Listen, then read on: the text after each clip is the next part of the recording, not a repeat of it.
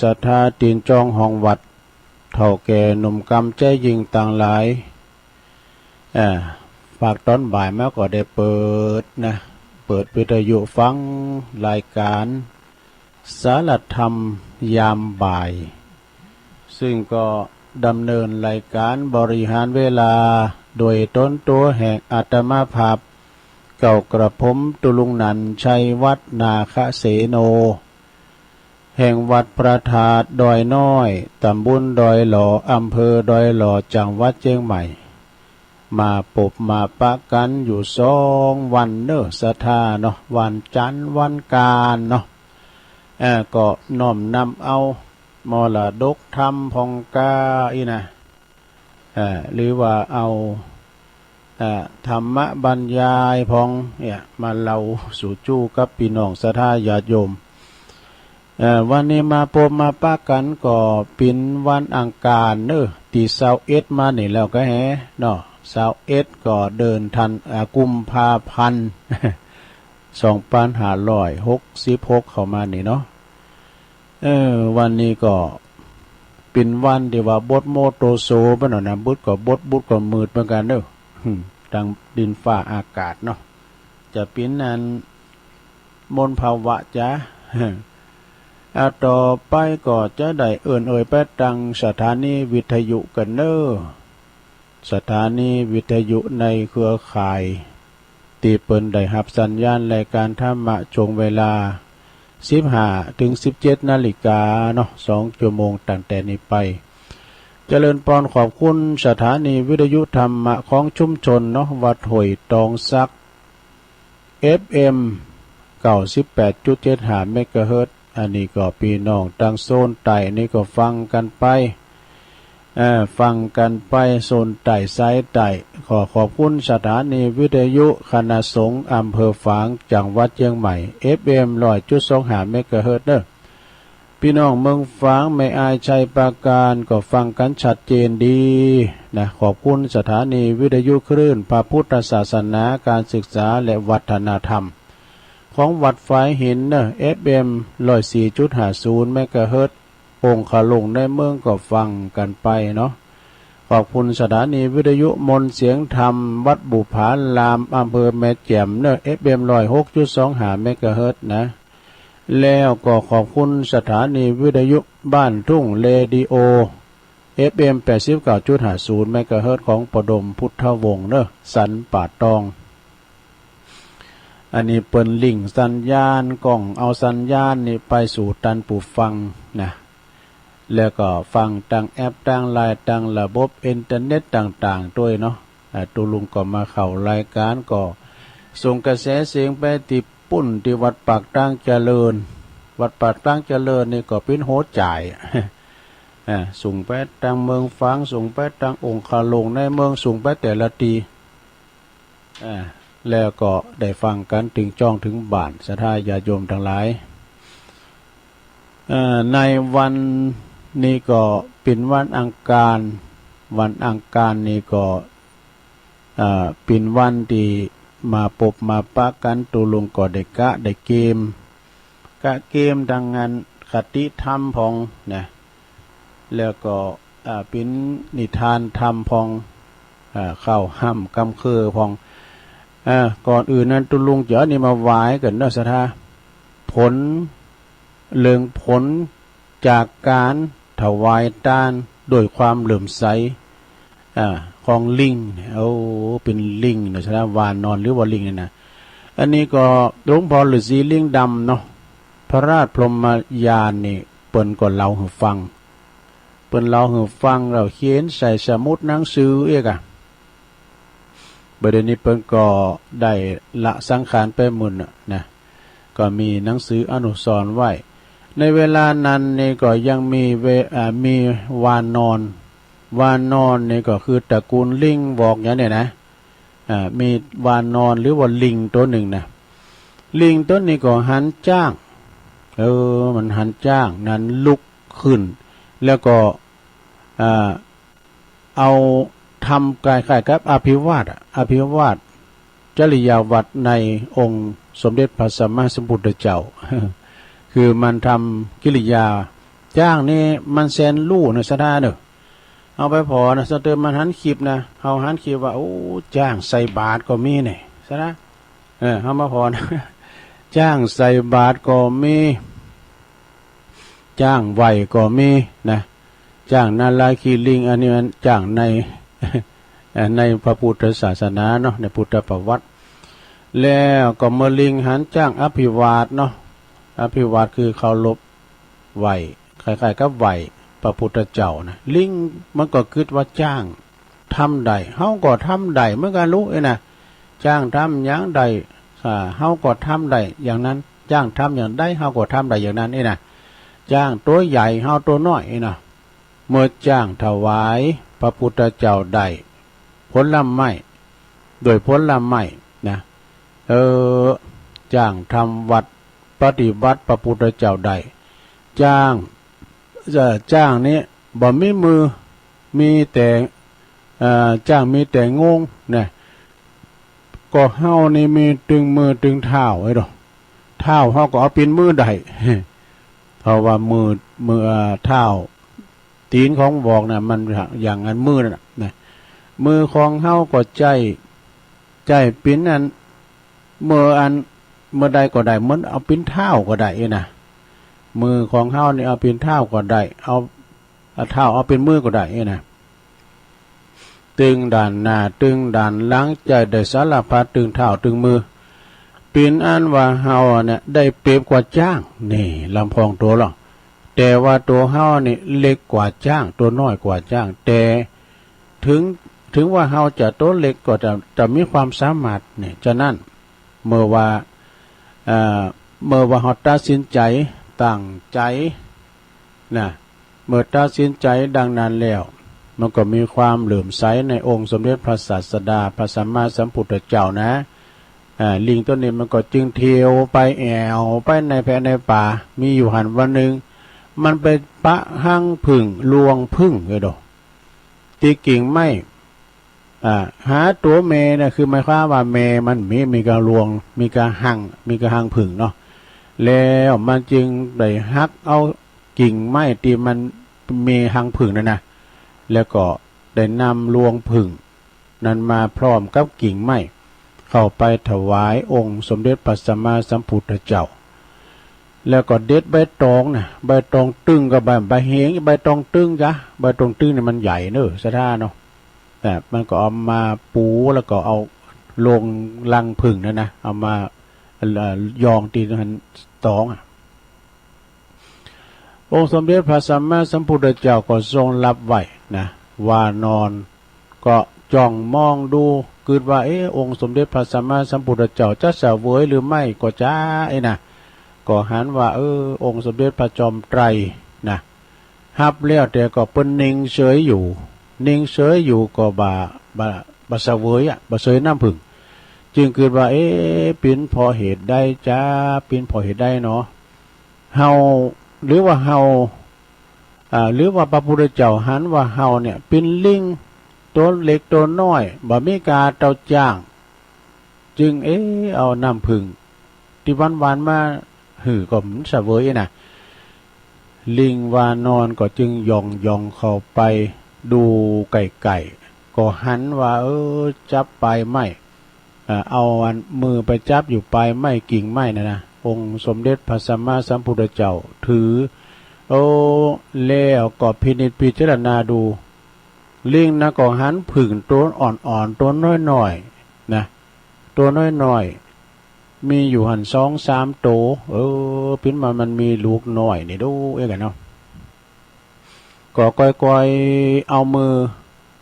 นำเอาผึ่งตัวน้อยนั้นออกมาแล้วก็เข้าไปถวายพระพุทธเจ้าใหม่ตอนนี้องค์พระสัมมาสัมพุทธเจ้าก็เลยรับแล้วก็เสวยนี่น้ำผึ้งนะเมื่อองค์สมเด็จพระสัมมาสัมพุทธเจ้าเปิ้นได้เสวยน้ำผึ้งแล้วลิงนั้นก็ดีอกดีใจคือว่าจ้างตัวใหญ่ทำการปฏิบัติพระพุทธเจ้าได้แต่ว่าเฮานี่เป็นลิงตัวน้อยนะเฮาก็ทำได้ลูกนะแล้วมันก็คือว่าเฮาก็ไม่ใช่ว่าการจ้างนะ จ้างซอหาอย่างใดมาเฮาก็ได้เหมือนกันลูกนะ หันพระพุทธเจ้าเสวยน้ำผึ้งมันดีใจว่ะเขาดีใจนะลิงดีใจนะลิงกระโดดโลดติ่นไปมาตามบทบาทนี่นะไปตามบทตามบาทตามเพลงโอ้โหไปมาห้องเพลงอ่ะติ่นไปติ่นมาตามบทตามเพลงของลิงว่ะในบาลีท่านบอกไว้ว่ากระโดดไปแล้วก็ฟ้อนลำไปว่ะตามจังหวะจะโคนเพราะอาศัยความดีใจโอ้ความปิตินี่มันเกิดนะหลวงก็เขาแห่โคตรตาลไหมนะหลวงวันปีใหม่จะร้องนะกว่าเขาอยู่หิมมันเขาน่ะที่จะเอาด้วยเขาได้เคยยึกด้วยเขาเขาฟ้อนเขาล่ำมานะมันจะมีอายด้วยมันเกิดปีตินะเปิ้นฟ้อนเปิ้นล่ำกันมาน่ะกันมาหนามตูหันเนี่ยมันมีเครื่องแห่อะเตือนบอกหัวจักเขามาง่ายๆเลยเนอะมันเดินติ่นอยู่มายะและอันตีหนาอันกดปาดกล่องกองวงแล้วนะแต่เครื่องมันดังเนี่ยบอกตัวตึงมันดื่มหัวจะมาเลยแล้วก็ในเวลานั้นกิ่งไม่แห้งเนาะลิงตัวนั้นมันเกาะไปก็มาโหนขึ้นไม่ก็ไม่สูงพองเต็มพองเอกะกระโดดโลดเด่นไปจับกิ่งไม้ก็ดีหรือว่ากิ่งไม้นั้นที่ลิงจับนั้นปรากฏว่ามันไปหยิบมันไปยำเนาะยำกิ่งไม้ก็ดีมันนั้นดันมาหักว่ากิ่งไม้แห้งมันหักปรากฏว่ามาก็ตกมาพร้อมกันกับตึงเจ้าลิงน้อยนั้นก็ดีก็เลยตกลงมาได้นะแล้วไปโดนเอาไปต่อหนึ่งนะต่อไม้ต่อหนึ่งนะ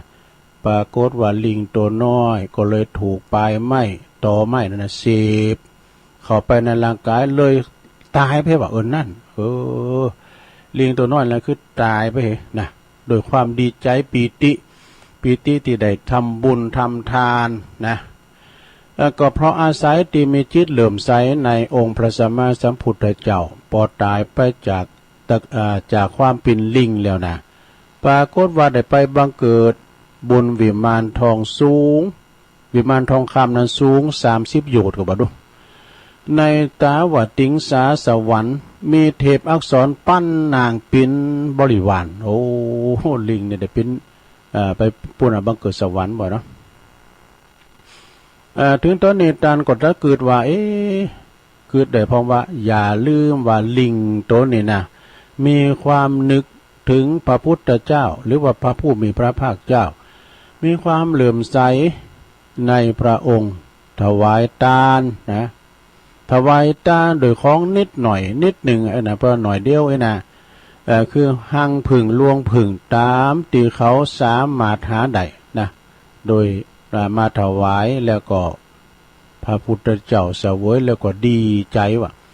โดยความเหลื่อมใสในพระพุทธเจ้าโดดไปโดดมากิ่งไม้ก็เลยหักตกลงมานะเลยมาตกมาก็เลยหล่นลงมาตายตึงลิงหล่นลงมาแล้วก็เลยตายนะเมื่อตายไปแล้วก็ได้ไปบังเกิดเป็นเทวดาอยู่บนสวงสวรรค์จันทวติงสาเทวโลกนะมีวิมานสูงวิมานคำสูงใด30 โยชน์มีนางฝ่าอัปสรปีนบริวาร1,000 นางมาดูถึงตอนนี้ว่าปนไว้นะหลวงพ่อฤาษีลิงดำนะเปิ้นก็ว่าถึงตอนนี้ตันต่างหลายต้องเกิดว่าเฮาเคยถวายทานในพระพุทธศาสนาบางหรือไม่หรือเปล่าดอกโดยความเคารพโดยความเหลื่อมใสเวลาที่ตันทั้งหลายได้ทำวัดสวดมนต์เจริญกรรมฐาน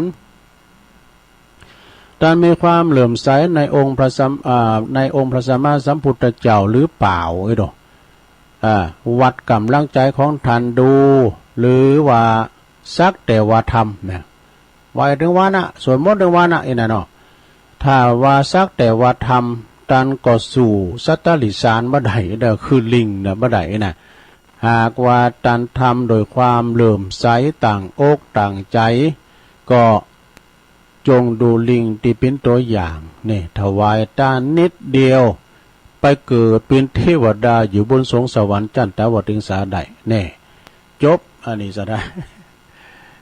อันนี้เป็นนิทานที่มาในชาดกมันก็นะสดาญาโยมตีหลวงปู่ฤาษีลิงดำเปิ้นได้ลิขิตขีดเขียนไว้เนาะแล้วก็เปิ้นนำมาปิ้นนิยายทำเนอจ้างลิงลำนี้ให้น่ะที่เปิ้นถวายนั่นน่ะอันนี้ก็คือปิ้นอันนิทานธรรมเนาะได้รับมาจากคุณแม่เดือนเพ็ญทิมหวางเปิ้นสูงมา50,000แล้วอันนี้นะตัวลุงก็คู่นะปุ่นในปุ่นนะมีแพ้วเก้าเป้าสุ่มโอ้ในหลายอย่างนะก็อย่างนักศรัทธาเผยแผ่สัจธรรมเด้อเผยแผ่กันไปเพราะว่าเป็นวิทยาทานนะเป็นน้ำธรรมคำสอนดูน้ำธรรมคำสอนขององค์พระสัมมาสัมพุทธเจ้านี่เป็นน้ำธรรมคำสอนตอนนี้ตัวลุงก็มีอันนี้ทำกรรมหนึ่งเนอะศรัทธาอันนี้เป็นของปอคูเก่าตุลุงปอคูสีนวลแก้วสุกนะจากน้ำดิบน้อยอันนี้ก็จะเล่าถึงเรื่องของ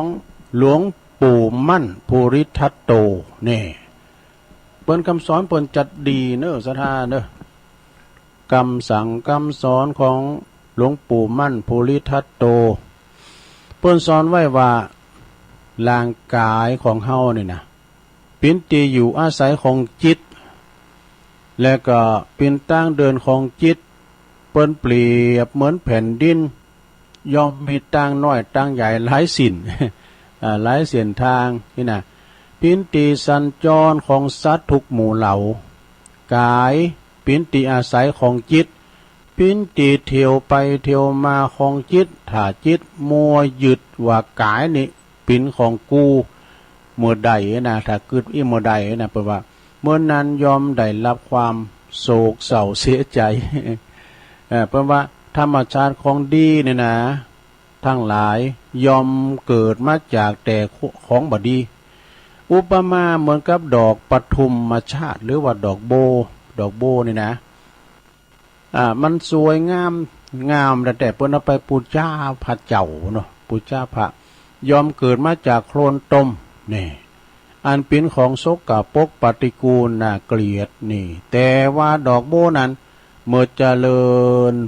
ป่นจากโคลนตมแล้วยอมเป็นสิ่งที่สะอาดเป็นสิ่งที่ทัดทรงของพระราชาอุปราชอมาตย์มนตรีแล้วก็เสนาบดีนะดอกโบนั้นเปิ้นว่าก็มีกลีบคืออันหมายความว่าดอกโบนั้นเปิ้นว่าไม่กลับคืนไปยังโคลนตมอีกนะข้อเปรียบเทียบเหมือนกับพระโยคาวจรเจ้าทั้งหลายเนี่ยผู้ประพฤติวัดปฏิบัติภาคเพียรพยายามยอมพิจารณาแต่สิ่งที่มันสกปรกน่าเกลียดนั้นจิตก็จะโป้นจากสิ่งสกปรกน่าเกลียดน่าโกรธนั้นสิ่งสกปรกน่าเกลียดนั้นก็คือตัวเฮานี่เองจะได้ญาโยมนะมีทำ3 บทนะเปิ้นว่าบทที่ 1ผู้ใดมีปัญญา3มีใจบ่มั่นคงถึงมีอายุต่าง100 ปีก็ยังสู่ละอ่อนเด็กน้อยอายุเพียง1 วันบ่ได้โด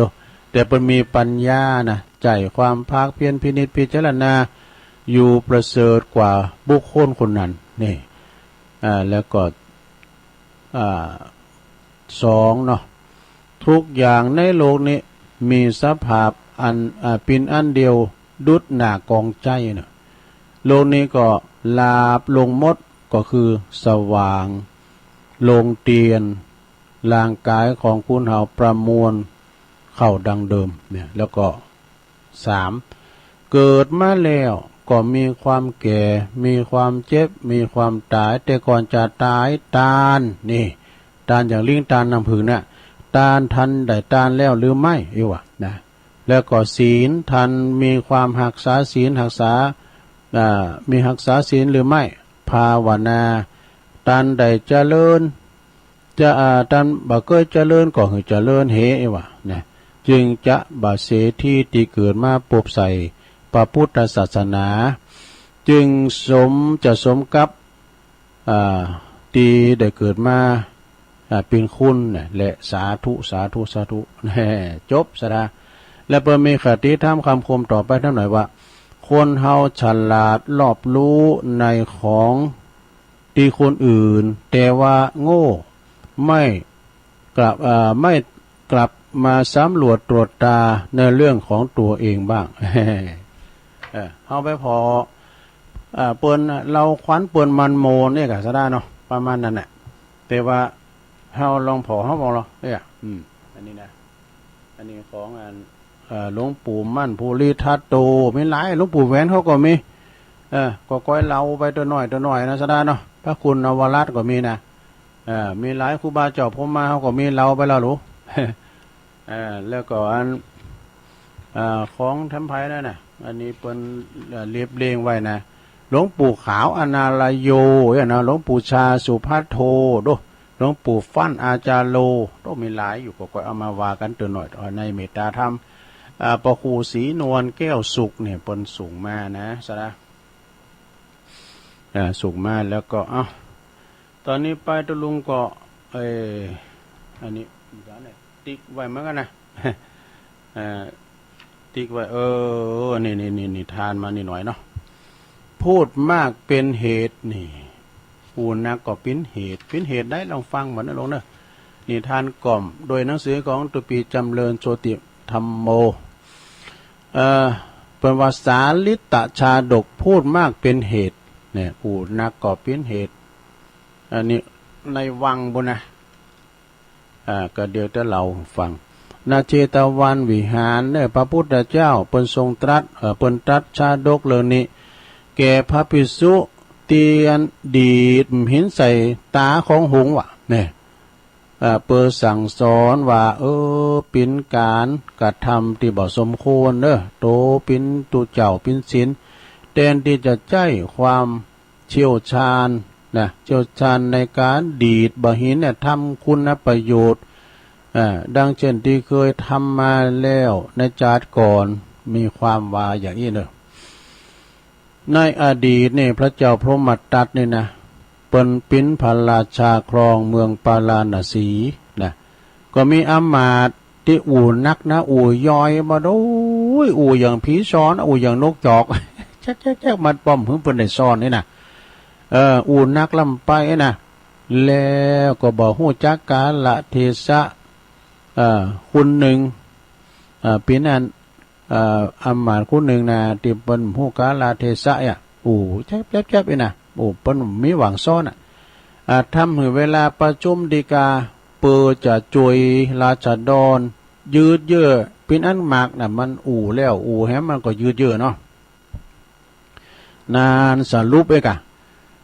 มีอยู่หันวันหนึ่งเนี่ยขณะที่คุณสนิทคุณสนิทเปิ่นไปหาอุบายสั่งสอนจะสั่งสอนจะได้จ้ากันเนาะก็หันว่ามีบุรุษพิการตัวหนึ่งนะบุรุษพิการนี่มันจางยังสักอย่างนะไปตัวละอ่อนเล่งควาย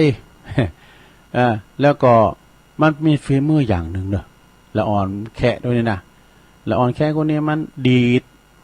ดิ้นนะแล้วเอาไปติดใส่ใบไม้บนดับปิ้นลูบจ้างลูบไม้นะได้หมดละนะ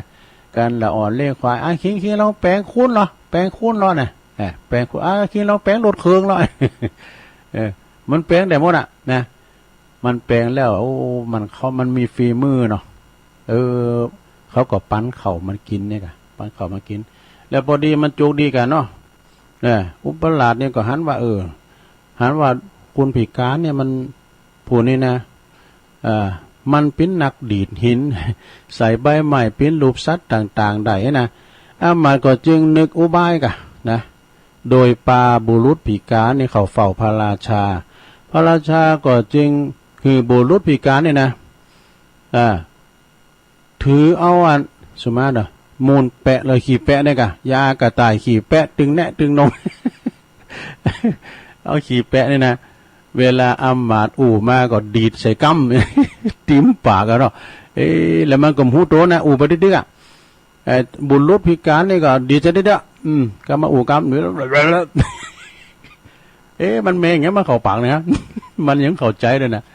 การก็ว่าท่าน ท่านประธานนี่ก็หรือครับมันนั้นดิฉันขีดแปะใส่ปากนะขั้นเวลาเข้าประชุมอามาตย์ก็ยังอู้อยู่อ่ะอู้นักแค่ถ้อยเนี่ยทำหือกืนแล้วอันขีดแปะวะนะเข้าไปในต้องบ่ฮู้ตัวภายหลังพระราชาจึงเฉลยและก็เตือนเหือถึงโทษของการอู่นักอู่บัดฮู้กาลเทศะจุนบ่มีหยังใส่จุนบ่มีสิ่งหยังต่างๆแล้วนะก่อนที่จะนำแล้วก็เอาอ่างนะมาตีนไว้คืออามาตย์โกงหลังแล้วก็อาเจียนหาก็มาว่าเรื่องนี้ก็จบลงไปในกาลต่อมาบุรุษพิการนั่นก็คือพระดีดหินใส่เท้าหงนั่นแหละมาเปลี่ยนบุรุษพิการในกาลบัดนี้แหละนะพระเจ้าพรหมทัตนั่นก็คือพระอานนท์ส่วนว่าอามาตย์ผู้ที่ออกอุบายนั่นก็คือองค์ตถาคตนี่เปิ้นบอกว่าควรข้อคิดเปิ้นบอกว่าควรใจความเชี่ยวชาญของตนสร้างประโยชน์ต่อส่วนโลกนี่จบลงไปซะนะแต่ที่จริงเขาก็ฟังเนาะครูบาอาจารย์เพิ่นก็เคยเล่าตุลุงทองก็เคยเล่าแล้วตุลุงก็ฟังตุลุงทองตุโจ๊กเขานี่นะเพิ่นก็เคยเล่าเพิ่นเล่าโมนกับเพิ่นตลกตัวอย่างเอาอันนี้ยังทำไงประเสริฐ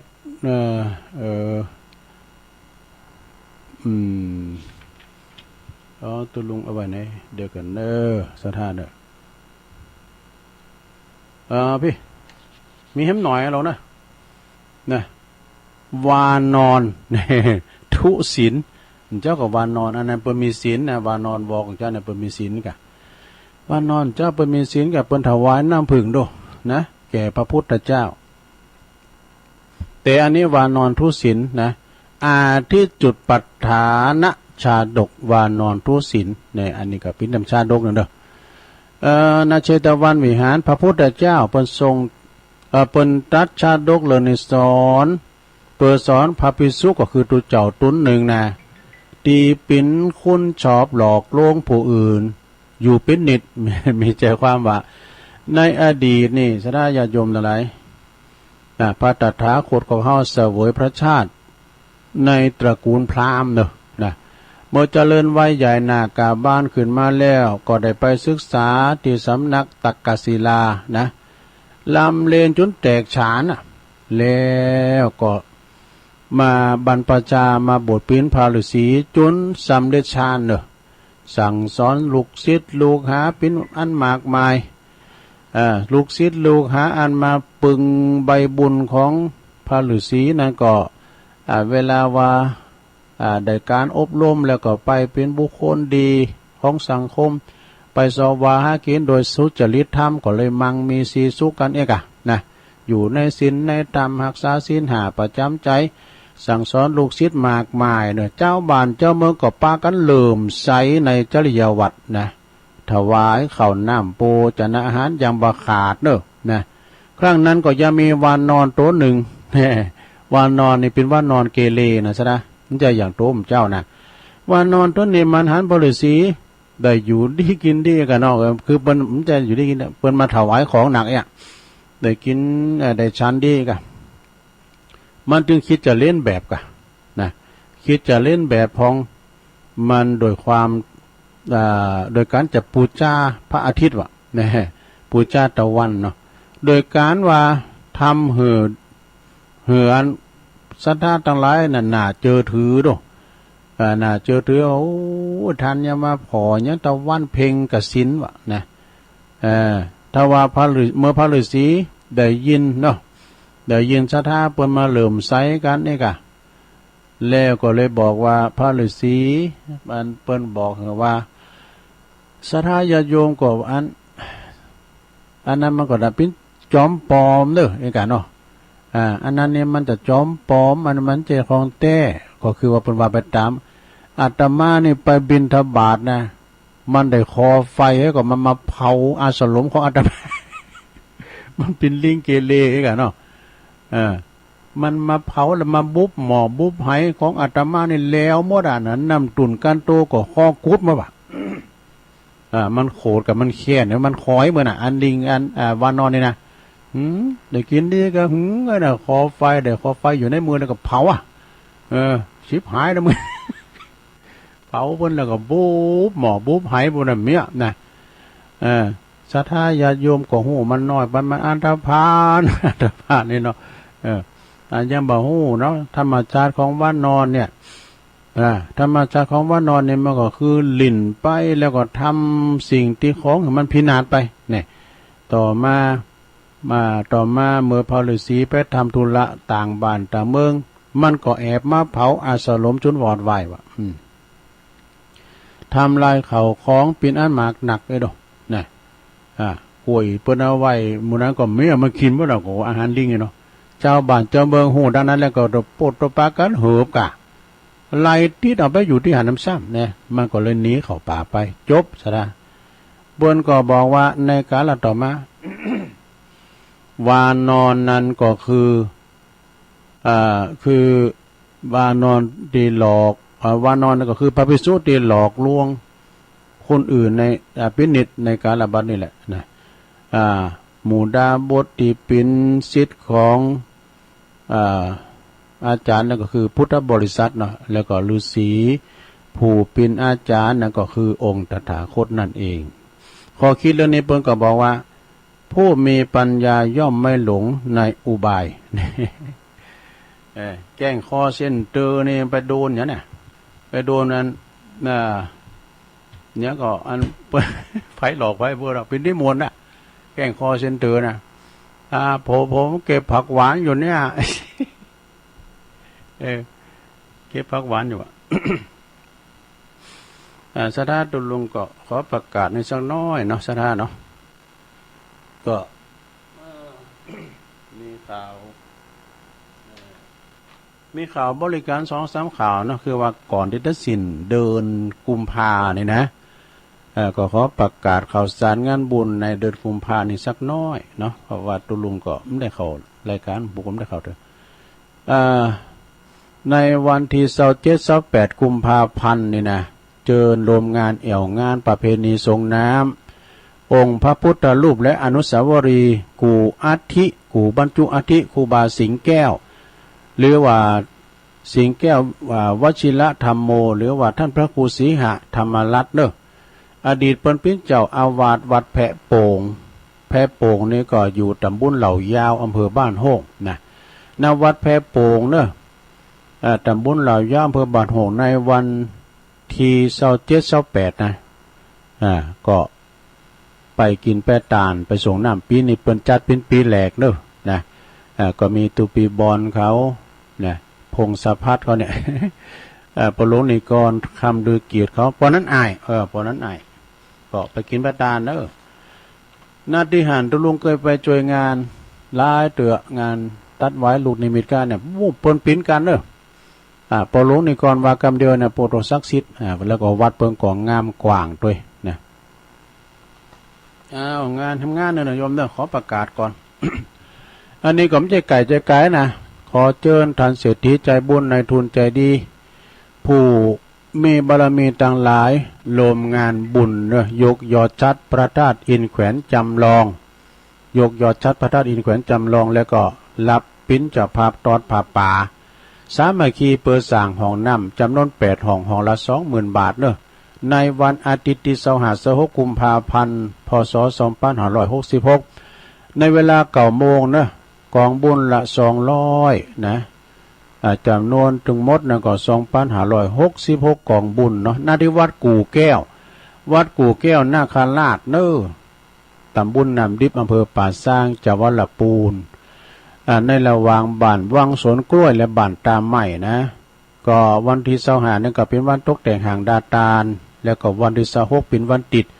เวลา9 โมงครึ่งนั้นก็จะพามาพร้อมกันที่วัดนะเวลา10 โมงนั้นจะมีพิธีสืบชะตาโลงแบบล้านนาเนอะ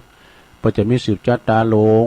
10 โมงครึ่งนั้นก็จะมีการทำพิธียกยอดชัดบรรจุหัวใจพระธาตุนะกันต่อไป11 โมงนั้นก็ถวายพระทหารเพลแล้วก็ ท่านพระอธิการวีรชัยอิทธิธาลีเจ้าอาวาสวัดกู่แก้วนาคราชหรือว่าครูบาวันนะซึ่งเป็นเก้าในการก่อสร้างห่างแปลง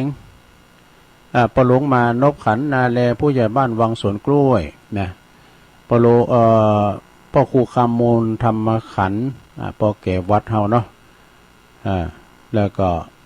อาจารย์จำนงปันวาลีก็เนี่ยนะสอบตวันลบณอุโมงค์อันนี้ฝั่งตั้งวังสวนกล้วยนะฝั่งตั้งงานตามไม้ก็มีประหลงนิกรทำปูนเนี่ยผู้ใหญ่บ้านต้าไม้หมู่13นั่นแล้วก็สอบตสมพรเมฆโพธินี่ก็เจอกันเนอสถาเนาะไปกินแบตตานลมสื่อพระราชตาการตีวัดกู่แก้วนาคราชนะที่เพิ่นจะมีขึ้นมาแล้วก็ อันนี้หมายความว่าเป็นเดือนกุมภาเนี่ยนะสถาปลายเดือนเนี่ยเลยมีนาก็เอาไปประกาศปุ้นตอนเจ้าเนาะทำงานหนึ่งก็มีหน้าอยู่นั่นเหมือนกันนะคือขอเชิญสดาญาโยมรวมพิจารณาใหม่แก้สลักประดับมุกนะดาวจำนวน125โต๊ะนะโต๊ะหนึ่งก็500 บาทนะเปิ้นก็จะเอาไปประดับที่มุกหน้าศาลาตึงข้างซ้ายขวาแล้วก็หน้ามุกนะถ้าภายจะรวมพิจารณาก็ติดต่อได้เด้อ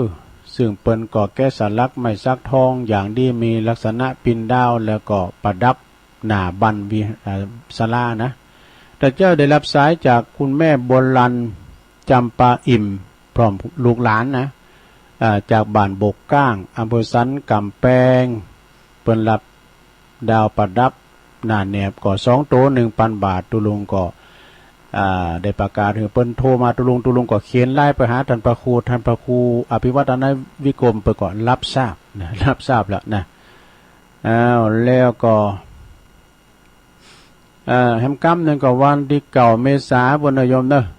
9 เมษายนนี่ก็ทางคณะสงฆ์ที่จัดรายการก็ดีที่จัดก็ดีเพิ่นก็จะมาประชุมจุ่มนุมกันมีการซักเก่าดำโหสุมากาลวะครูบาอาจารย์เนาะพานักจัดรายการก็ดีณที่วัดเหล่ามนทาทิพย์เนอะวันที่9 เมษายนก็วันคำนะลงเนอะมากินมาตามมาลมซักเก่าดำโหไผที่เคยได้ยินอันครูบานั้นเปิ้นได้ออกอากาศว่าเน้นนั้นโตเปิ้นเตทำก็จัดโมนะเน้นหยันเปิ้นเตทำมหาเนี่ยทำเวสันดรกันกุมารลำบันก็กันเนี่ยเตียดจัดโมนี่นะก็มาเนื่องซะนะตั้งสายตั้งงานเมืองฝางสายตั้งลำปางสายเวียงป่าเป่าสายตั้งเมืองลีโพดแผ่วแม่แจ่มนะก็จะมากันหมดมาตอบมาหอมกันเนื่องซะนะมาสุมากะละวะนะวันเหล่ามนทาทิพย์เนี่ยมันกว้างขวางเนาะแล้ววันที่12นี่เป็นก็จะถวายเต็นแก้วนะเต็นผัดเจ้าแล้วก็ตาลปัดดาวประดับมุกไม้ซักด้วยในวันที่12ก็มากินมาตานกันเด้ออันนี้ก็เป็นข่าวสารงานบุญตีตุลุงดิบดกมาเล็กหน่อยหนึ่งนี่นะตามที่ว่าอาจารย์พระครูเพิ่นก็ประกาศไปถึงวันนะพระครูนานลงดูเมืองนานบนเด้ออันนี้นะไหวสาพระครูเด้อเพิ่นตักมาตังลายวัดทุ่งพึ่งอำเภอทุ่งช้างจังหวัดน่านเนาะคุณแม่จงดีเชื้อกันทาเจริญปอนเด้อพี่น้องเมืองฝางโยมผ่องศรีแก้วฟั่นจากสันกำแพงประพันธ์กันทิยะบุญส่งนะโยมเกษณีเมตต่อมค่ำเนอะอันนี้เปิ้นอยู่อันป่าสร้างหน่อย หลายท่าแม่วันดีครับพูดนะสุวรรณล้อมแม่สีทอนโดยอันนี้แม่สีทอนนี่เปรมจิตเปิ้นอยู่หนองบัวชัยปราการชมรมสกาย82นี่วัดมณฑาทิพย์52กลุ่มเทพารักษ์เพื่อนพ้องน้องพี่23 ว2 ว8เนาะแล้วก็มีกลุ่มขึ้นสีขาว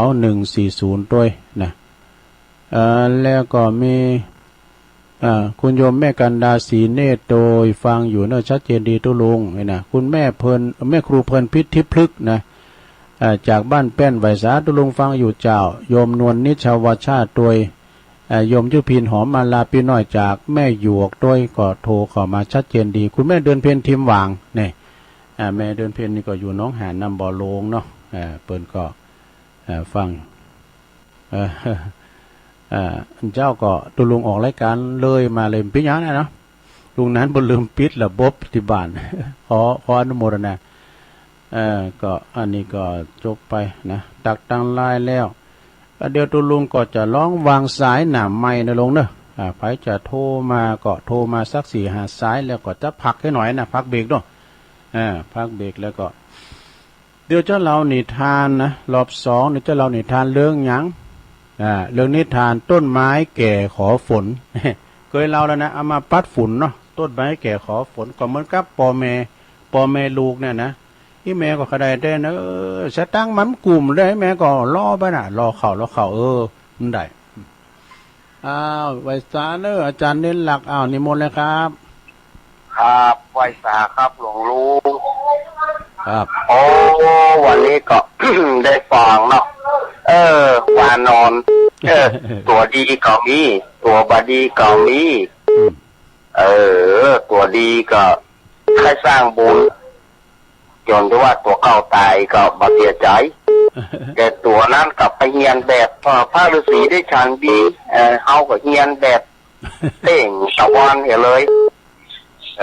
เพิ่นก็ไม่จะมาการที่มันนั่นนะเดี๋ยวพระฤาษีเพิ่นหูตานก่อนเพิ่นมาบ่ได้เนี่ยสักอย่างความขี้โลภเนาะครับผมความขี้โลภก็เลยบ่เหลือหยังสักอย่างครับก่อนโลภมากลามครับผมเป็นกำลังใจหลวงลุงนะครับโอ้ขอบคุณอาจารย์ในหลักเด้อครับผมไวสาครับเต็มบุตรก็จะไปลืมเนอะซะได้เนอะอาจารย์เอาหลักเดี๋ยวจะลืมแต่6 โมงไปเลยนะเพราะว่าท่านพระอาจารย์นัทพงศ์ประปรัตน์เปิ้นบัสดุกเนาะก็จะลืมแต่6 โมง10ไปคืนพุธแถมเนาะคืนไปกดตี2 ทุ่มถึง4 ทุ่มเจริญปอนกันสาเจ้าตุลุงโอ้แม่สีทอนนะเจ้าโอ้แม่สีทอนจากหนองบัวใช่พระบาทอุดมเจ้าเต็มที่วันนี้โอ้พระบาทอุดมนี่แน่นอนกะเมื่อเช้าผมได้ยินอย่างประหยัดครับเจ้านี่ตุลุงก็ฟังท่านพระครูน่ะตุลุงมาคิดตื่นเจ้า3 โมงก็ฟังเปิ้นน่ะแต่ตรงนี้มันดังมันดับอันนั้นหมอตัวปีเลินเลยลืมตื่นเนี่ยได้ยินตั้งได้เลยต้องเต้นก็ได้ตัวปีโจ้ได้รับลืมตื่นเลยเจ้าเจริญพรโนโมตนา0899555656เมื่อคำยามคืนเพื่อก็จะไม่ลืมเด้อเกมน้ำมนต์นะลงเด้อพระอาจารย์เน้นหลักเพื่อจะมาเข้ารายการแล้วก็เพื่อจะได้สวดมนต์ออนไลน์สืบจัตตากันนะตอนที่เปิดมัดมือนะปินที่โมนนะหลวงปู่เปิดมาปินประธานเจริญปอนครับไวสาครับตุลุงครับโปลงวินปุตวานิเลนได้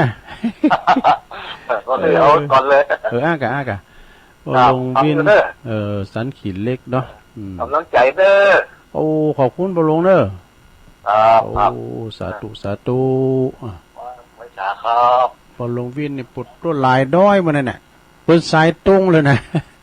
ฟังจากวัดไฟหินน่ะ104นะไปถึงปุ่นน่ะ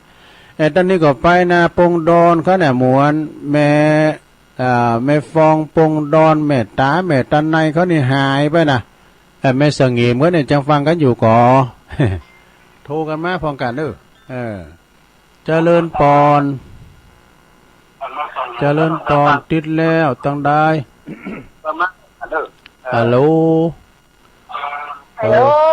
บดกดวางเหรอยายพรกะเจริญปอนร้องบัวแดงชัดเจนดีเนาะรับเนี่ยดีละรับไปเด้อเนอะรับเป็นสุขตื่นเป็นสุขบุญรักษาเทวดาคุ้มครองเนอะยายพรเจริญปอนติดแล้วต้องได้ทำตะเกาเจ้าโอ้แม่โบผันเจ้าแม่โบผันอันนี้ทำตับเจ้าวันได้โทรหาทำตับเต้าเนาะกำปืนก่อนปืนบอกว่า4-5 วันไปโทรอยากเฝ้าซึ่งลุงย้อยก็ว่ารู้แต่คืนน่ะ เจ้าว่าแต่ว่าหมูเกาย่างของเราขอหมูไม้เข้าห้องเนี่ย เออใจประการเนาะเจ้านี่รัฐบาลอุดมมาได้ยินคือว่าเน็ตเพิ่นบ่มีเน็ตเพิ่นออนอ๋อแต่เกี่ยวกับเน็ตอ่ะถ้าเกี่ยวกับเน็ตเดี๋ยวนี้ต้องทำใจอ่ะนะก็มันบดมืดๆก็ไอ้น่ะเจ้าเกี่ยวกับเน็ตอิน เพิ่น เทอ ออ ร์นเน็ตแต่เพิ่นเน็ตเพิ่นดีนี่ชัดเจนตลอดอ่ะฉันจะว่าเจ้าว่าลินได้ว่าตุปิโจได้รับเรื่องตื่นเนี่ยว่าลินได้เนี่ยตุปิโจไม่ว่ากันเด้อเน็ตเพิ่นออนนะกันขอบคุณแม่โบพันเด้อเจ้ากะว่าสาเจ้าสาธุทำตับเต้าเจ้าลินตาอูลินนั้นเจเนี่ยเจเมื่อกิโลเท่าใดอันอินเทอร์เน็ตน่ะคิดยังซื้อมาสัก50 กิโลมานบาจ่ายเอาทุลุงบักเข้าใจเจริญปอนเจริญปอนที่แล้วคิดแล้วคุยแล้วอ๋อหลวงพ่อกฤษไหว้สาครับหลวงพ่อเวลาแล้วเนี่ยรอบ2ก็มีอยู่เวลามีอยู่ครับอุทยานปางโมโอ้หลุดไปละเจริญพรเด้อเข้ามาใหม่แอมสักสาย2 สาย0899555606ถ้าใครจะหับอันไม่มุกประดับนานเนบศาลามนทาทิพย์นี่ก็แจ้งมาที่ลุงก็ได้นู้ตัวลุงก็จะประกาศแล้วก็จะได้ส่งเฟซส่งไลน์และจือไปให้ท่านพระครูอภิวัฒนาวิกรมนะเปิ่นต้องการ125ตู้นำเดี๋ยวนี้เกือบครบแล้วก้าเนาะจากนั้นก็ลองโทรกันเข้ามาได้เนาะเอาไอ้นี่ก่อนเนาะหมดเวลาไอ้ก่อนเนาะก็เดี๋ยวเราก็มาฟังกันต่อเนาะสราเนาะก็เดี๋ยวก็มาเรานิทานอยู่นิทานเรื่องเมฆน้อยเมฆน้อยต้องฟังวะเนาะเจริญปอนเด้อ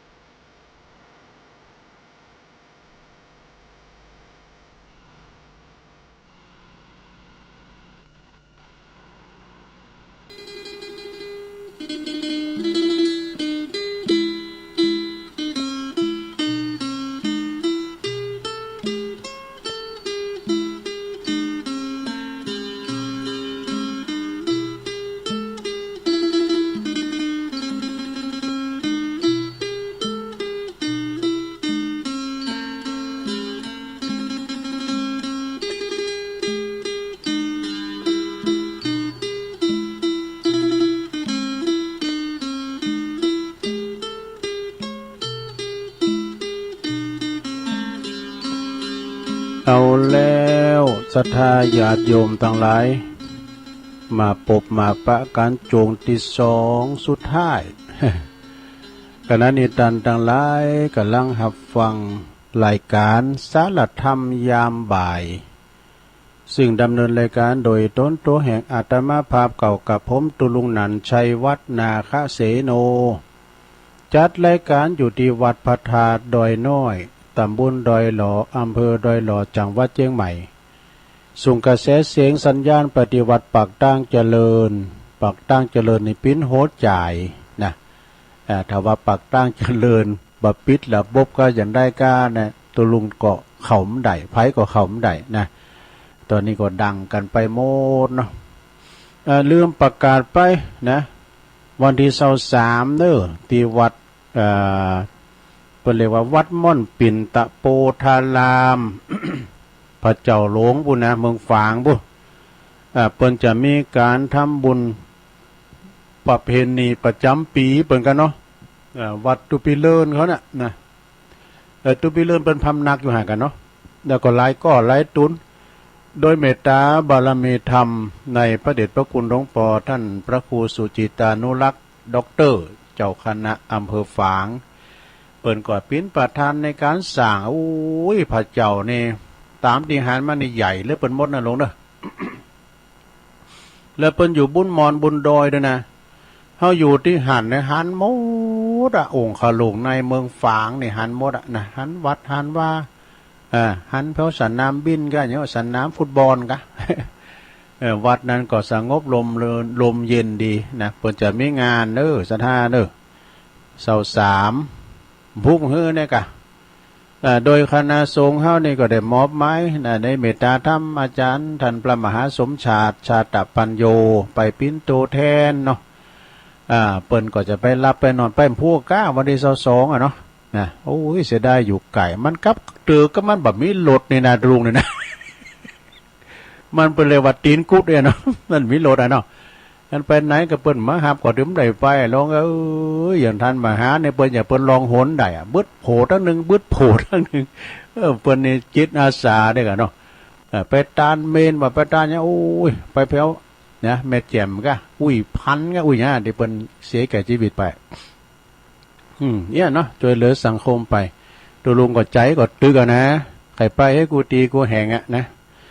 ไปสนองงานครูบาอาจารย์บางทีก่อนทุลุงเฝ้าวัดเลยผมได้ไปไหน มันต้องอยู่ตุนไปตุนเนนเขาไปโรงเรียนหมดเนี่ยเนาะน้ำใจมันเดือกับวัดเฮาเนี่ยเดือเปิ้นขืนมาไปหนีมนต์หนีสร้างก้าเนี่ยป้าไผ่อ่ะนะ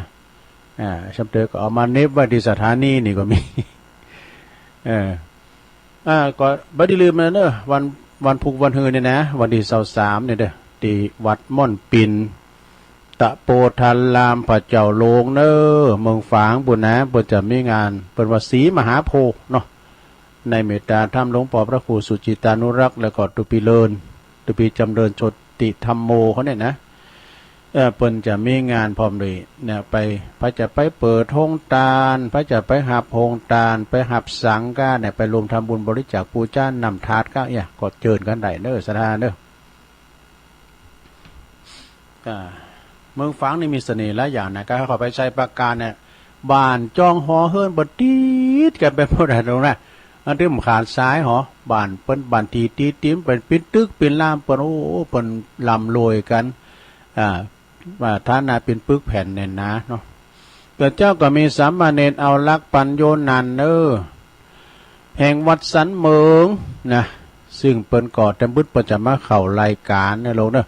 ตั้งแต่6 โมงไปเลยทีเดียวนะ6 โมงถึง2 ทุ่ม2 ทุ่มก็เข้าแถมถึง4 ทุ่มนะมาราธอนเหมือนกันเด้อจากนั้นก็บึดก็ท่าเกมน้ำมันน้ำอบน้ำหอมน้ำขมิ้นสุ่มปล่อยเนาะ จะได้ออนไลน์ก็ถ่าฟังกันเด้อแล้วก็สายที่2ก็แม่สีทรหนองบัวไซปราการพระบาทอุดมสัจเจนดีนะพอลงวินจากสันขี่เล็กเด้อนะเวียงป่าเป่าบนนั้นในขามดอยนางเขียวเพื่อนกันนะเนี่ยยายพรล่องบัวแดงสันกำแพงเจียงใหม่แม่บัวพันเด้อทำตับเต้าอันนี้ก็โทรมาจากไส้ปากการหลวงพ่อกฤษปางโม่มเจ้าได้6 สายเนาะ ก็เดี๋ยวก็เปิดสายรอบสองตอนนี้ไปตุลุงก็จะได้เอานิทานมาเล่าให้ชาวบ้านได้ฟังสักกำเนอะเมฆน้อยเปิ้นว่าเมฆน้อยนี่เหมือนกับลูกเต่าเหล่าล้านเลนที่ว่าอัน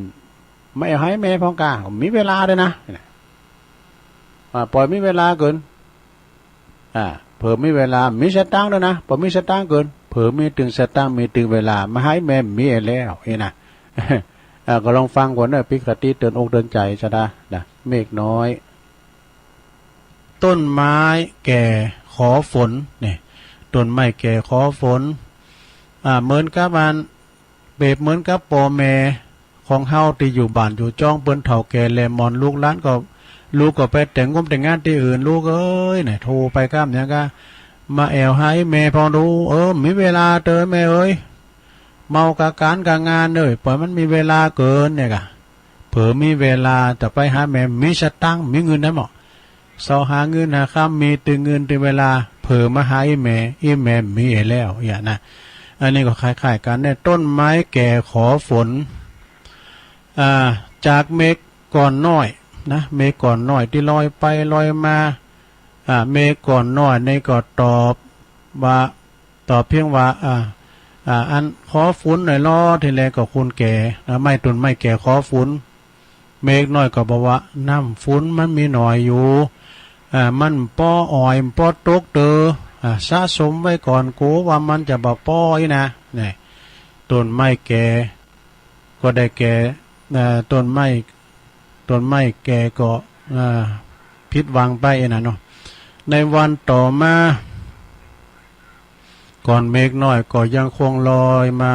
เช่นเดิมมันก็ลอยไปจึงบ่พร้อมที่จะหือน้ำฝนเตอบ่หือน้ำฝนเตอมันป้อเตอในต้นไม้แก่ก็ขอเมฆน้อยก็จึงลอยเดินไปเดินทางไปพยายามเสาะหาสะสมฝนไว้หลายๆนะเนาะเปิดที่จะหือมันนักปอที่จะตกไปหือต้นไม้แก่ได้จืนใจพองไอ้นะเมื่อว่ามีปริมาณนักปอสมควรแล้วเนาะเมฆน้อยก็จึงลอยกลับมาที่ต้นไม้แก่แต่สิ่งที่ปะในเบิงหน้าข้างหน้านั้นมีแต่ซากต้นไม้แก่ที่ตายไปแล้วนานนะหู้ก็สายเกินไปแล้วนะหู้คิงน้ำปิงพอแห้งนะเนี่ยจะเอาอย่างหือปอหือแม่นะถ้ามันหลายๆกันนะก็หือไอ้นะมันมีแต่หือก็หือไปเนาะมีเงินมีสตางค์เอาหือไปซะนะท่านั้นเมฆน้อยนี่ก็ได้แต่ร้องไห้ถามแล้วก็ถามว่าทำไ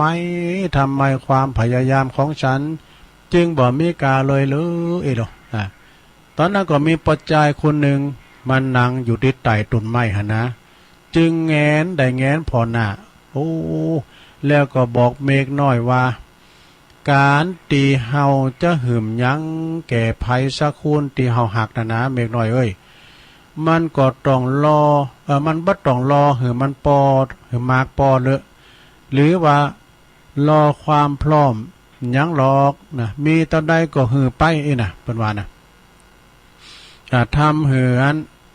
ก็ทำหือคุณฮับนะจืนใจให้ก่อนนะเหมือนกับปอกับแม่นะเปิ้นอยู่บ้านอยู่จ้องกันเฮายังติดไม้ติดมือไปเปิ้นก็ปออกปอใจนะอิ่มอกอิ่มใจแล้วความพยายามนะเป็นสิ่งที่ดีแต่ว่ามันก็มีเวลาและก็มีเงินไขนี่อย่าไปรอหือโรยก่อนนะก่อยมาหาปอหาแม่อย่าไปรอหือโรยก่อนถึงจะทำยังหือคุณที่เฮาหักสักคุณสักอย่างอย่าไปรอหือพร้อมถึงจะทำยังหือคนที่เฮาหักเพราะคนที่เฮาหักอาจจะบ่มีเวลาปอรออาจจะล่อเฮาอีกต่อไปนี่สาราเนาะเนี่ยเปิ้นว่าจะไปเขาวัดเมื่อแก่จะไปหักปอหาแม่เมื่อเวลาเปิ้นตายไปแล้วนี่นะแล้วก่อนที่ต้นไม้แก่จะจากไปเนอะเมฆน้อยต้นไม้แก่เปิ้นฝากบอกเธอว่าถ้าเมื่อว่าหันเธอผ่านมานะขอบอกเธอว่าเขายังหักเธออยู่เนอะไอ้ดอกเนี่ยแม่นี่หักลูกนะสถานเนาะถึงว่าแม่เนี่ย พ่อแม่เปิ้นฮักลูกแปลว่าเปิ้นว่าลูกมันเป็นคุณหายคุณขาดอย่างอันอย่างอี้นะเป็นอันตาพานพ่อแม่ก็ยังฮักลูกอยู่ตอนนั้นเมฆน้อยก็ได้แต่ร้องไห้หลังน้ำตาจนเป็นฝนตกลงมา อย่างบาขาดสายจากฝนซึ่งยาเนาะตาหือต้นไม้นั้นเพ่งได้ก็ตามแต่ว่าต้นไม้แก่นั้นก็บ่มีการแตกใบแตกหน่อออกมาแล้วพอมันตายไปแล้วนะต่อจากนั้นเนอะนะสระก็ถ้าก็เพิ่นก็มีแต่ความเสียใจเนาะนะป่านเฮาเมืองเฮาทุกวันนี้ก็ทำเตอก็มีตึกสูงเนอะสระเนาะตึกสูงแต่ว่าขาดทุกวันนี้เฮามีความมีแต่ตึกสูงขึ้นแต่ความอดกันลดน้อยลงแต่กันเนาะบ้านเฮาใหญ่ขึ้นแต่ครอบครัวเฮากับเหล็กลุงเนี่ยนะเฮามียาใหม่ๆยาดีๆมาขึ้นแต่สุขภาพของเฮาแย่ลงว่ะนี่มันเป็นอย่างนี้นะเฮามีความหักน้อยลงแต่ว่าความเกลียดนี่ก็มากขึ้นนี่เฮาไปตีลงเฮาไปถึงโลกพระจันทร์แล้วก็กลับมาปะว่าแค่ว่าเฮาการข้ามถนนไปทักทายเปิ้นบ้านไก่กันเนี่ยยังอยากเย็นลำเหลือนะยังอยากเย็นลำเหลือตักตายกันป้าเนี่ยบ้านไก่เลื่อนเคงนะหักกันแป้งกันฝากบ้านฝากจ้องกันได้ดูกันเฮาปิ้นมิดกันนะปิ้นมิดเนี่ยมันดีกว่าปิ้นศัตรูลองปิ้นศัตรูแล้วปวดรู้กันห้ามอยู่นะผู้ไล่ก้ามนางก้าไฟใหม่ตะล่ามก็มาตบมือใส่เฮานะกะเนาะเฮามีเฮาพิชิตห้องเฮาพิชิตห่วงอวกาศมาแล้วแต่แค่ห่วงใยหัวใจนะแค่ห่วงหัวใจแค่ห่วงในหัวใจกับบาอาจสัมผัสถึงนี่มันมีคำแปลเนอะสราเด้อเฮามีรายได้สูงขึ้นแต่ศีลธรรมกรรมฐานศีลธรรมศีลหาอย่างนี้ก็กลับตกต่ำลงไปวะเนาะแต่กันเนาะที่ไหนเจริญที่นั้นต้องยอมมีความเสริมเหมือนกันนะเฮามีอาหารดีๆนักขึ้นแต่สุขภาพก็แย่ลง กินข้าวลำกินน้ำลุงแต่ว่าสุขภาพแย่ลุงอย่างถึงวันนี้ทุกบ้านมีคนหารายได้ถึง2 คนแต่การหย่าล้างกับเพิ่มมาขึ้นด้วยนะตัวดังนั้นนะดังนี้จากนี้ไปพวกเขาก็อย่าเก็บอย่างของดีๆไว้นะโดยอ้างว่าเอาไว้เป็นโอกาสพิเศษก่อนเราไหว้นะครับสมมาเด้ออาหารอันนี้นะหนอซุ่มนี่มันเปิดแล้วเนอะ5นี่มันเปิดได้ปล่อยโอกาสพิเศษเกินนี่นะเพราะว่าทุกวันนี้เฮายังมีชีวิตอยู่คือโอกาสดีพิเศษที่สุดแล้วเนาะเฮามีโอกาสอยู่นะเฮายังมีชีวิตอยู่เฮามีโอกาสตั้งนานสถากินได้เขียวติ้มปากก็เอามาเล่นกันในยามเนี่ยเนาะจงแสวงหาการอย่างโหจงมานั่งตรงระเบียงบ้านเปิดชื่นชมกับการมีชีวิตอยู่โดยบ่ใส่ใจกับความอยากแน่สะดาเด้อจงใจเวลากับครอบครัวเปิ่นฝูงคนตีเฮาหักหนักขึ้นกินอาหารถือล้ำอร่อยไปเที่ยวดีไหนก็อยากไปก็ไปเนี่ยอันนี้คือห่วงโซ่ของนาทีแห่งความสุขบัจใจเพียงแค่การอยู่หือหลอดได้เนอสถาเนอเอาแก้วจีรนัยที่มีอยู่มาใจน้ำหอมดีๆที่ชอบก็จงยิบมาใจเมื่ออยากจะใจนะเอากำอูตีว่าสักวันหนึ่งก่อนเนอะออกไปเสียจากพจนานุกรมนะเอาไว้หันก่อนปิญญาละเอาไว้หันก่อนแม่เว้ยไปแล้วเนอะมันการหนักอยู่ไง เอาไว้หันก่อนนะจนติดปากนะบอกคุณตีเฮาหักทุกวันว่าเฮาหักพวกเขาเหล่านั้นแค่ไหนนะอย่าพัดวันประกันผูกเนอผูกเกินวันฮือเกินนี่นะจะได้ทำอย่างก็ตามนะที่จะทำอย่างก็ตาม ตีทำหือเฮามีความสุขเพิ่มขึ้นก็ทำไปเถอะนะทุกวันทุกชั่วโมงทุกนาทีมีความหมายเฮาบ่อาจฮู้เลยว่าเมื่อใดเฮาจะสิ้นลมหายใจนี่สถานเด้อเนี่ยใครอยากใครกินเนี่ยก็กินไปกินแอลไปสถานเนาะ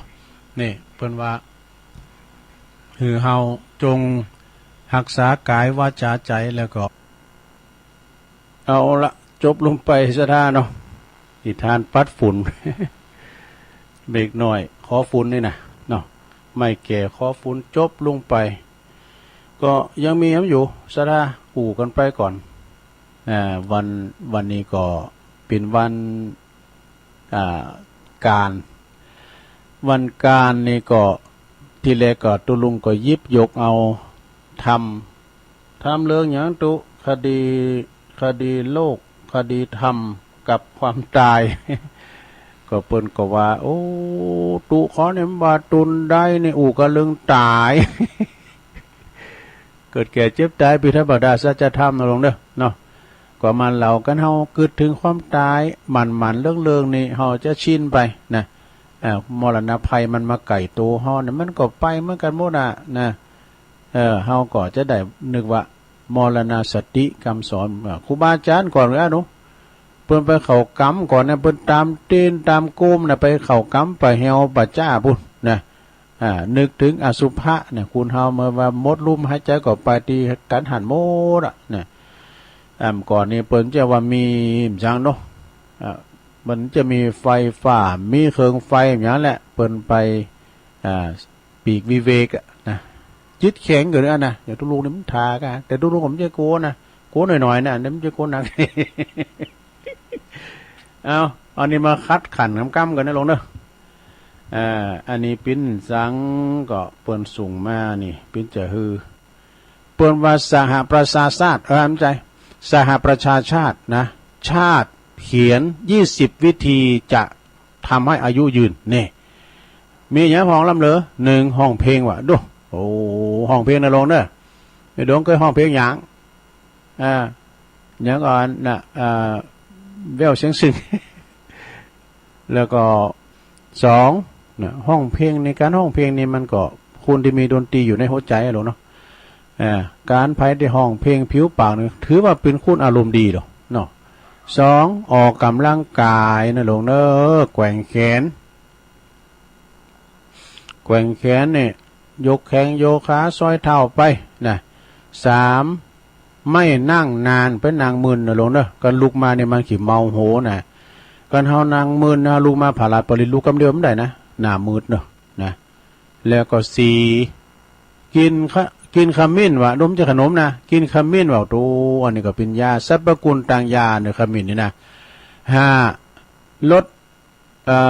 เป็นว่าลดแคลอรี่ก็ได้แคลอรี่ แล้วก็6กินผักใบเขียวดูผักมันก็ใบเขียวกูอย่างนี่เนาะกินผักใบเขียวลงผักแขกผักกาดผักปังอย่างนี้กะเนาะ7เปิดว่าหักกันกอดกันนี่มันมี1ใน20 8กินกะหล่ำหือนักวะดูกินกะหล่ำ9นอนหือเพียงพอเนอะสะด้าเนอะนอนหือปอเหมาะปอโคนเสื่อมพองนอนรับกลางวันก่อนมันรับกลางคืนก่อนรับกลางวันเนาะ10ทำใจเบิกบานเนอะทำจิตใจเบิกบานจิตใจนี่สำคัญนะสะกำลังใจกันเนี่ยกำลังกายเนี่ยอ่อนแข็งอ่อนขามีกำลังอันนี้คือกำลังใครมีแหงถ้ากำลังใจมันมีนะสะมันก็บ่าแข็งแห้งตัง11หลงงดน้ำตาลนี่ไปกินน้ำตาลลายนะหลงนะน้ำอ้อยก็นะ12มีสมาธินี่13ดื่มน้ำอุ่นนะหลงดื่มน้ำอุ่นเนอะกินน้ำอุ่น14เปิดว่าทานแอปเปิ้ลนี่แอปเปิ้ลเนอะ15ดูทีวีแต่น้อย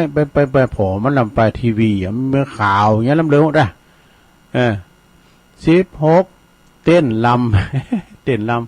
17ทานกระเทียมนี่รักษาความดันเมื่อไหร่รู้นะ มีสรรพคุณดังยาเหมือนเนื้อกระเทียมนะหอมขาวหอมแดงเนี่ย18กินถั่วเยอะๆว่ะกินถั่วหนักๆนะถั่วดิ้นตุ่มเนี่ยก็ลงเอามาตำน้ำพริกกะลามเนาะแกะแล้วตำน้ำพริกกะเหมาะตำน้ำพริกถั่วดิ้นลองหมดแล้ว19รักษาฟันหือดีนี่มันก็รักษาไปเด้อมันก็ซ้ำเติมมันถึงเวลามันก็หลอนไปนะทันตะนี่นะแล้วก็สุดท้ายสาวไข่โหเสียงดังๆว่ะ หัวเราะดังๆหัวเราะเสียงดังถ้าทำใดไกลห่างไกลโลกสุขภาพดีจังเลยดูจบลงไปซะนะก็เอามาขันรายการอยู่นะที่เฮาท่านเรานี่ทานน้ำเลืองนึงโอ้คติธรรมคำคมของตุลุงธรรมเนาะกีมานะตุลุงติ๊กไว้หมดเนาะแต่มันเต้นเอาไว้พุกเนาะเอาไว้วันน่ะนกฉลาดอันนี้เป็นนิทานอีสปเนอะสถานเนอะนิทานอีสปมันก็เป็นคติธรรมเหมือนกันเนอะสถานเนอะนะนกมันฉลาดจะได้ลองฟังพอณกลางป่าใหญ่แห่งหนึ่งเนาะมีป่าอันอุดมสมบูรณ์มีสัตว์สิ่งหิ่งหอยนักนาป้าป่านเสือสิงกะทิงแหดป่าใหญ่นั้นก็มีนกแก้วแสนลู่อยู่ตัวหนึ่งเนี่ยมันหูนะนกแก้วเนี่ยนะนกแก้วนี่มันปากใดนะนกคุณท้องนกแก้วนะเปิ้นสอนปากว่าไม่มีปัญหานั่นใช่ก็ไม่ อาจารย์ว่าไม่มีปัญหากันอาศัยอยู่เนิ่นนกแก้วตัวนี้นะอาศัยอยู่ในป่าใหญ่อาศัยอยู่ในป่ามาเมื่อนานละซึ่งป่านี้ก็ป่าที่นกแก้วอยู่อาศัยอยู่นั้นน่ะก็มีนายพรานอาศัยอยู่โดยก็มันก็อู่กันเนาะนี่เนี่ยพวกเฮาฮู้ไหม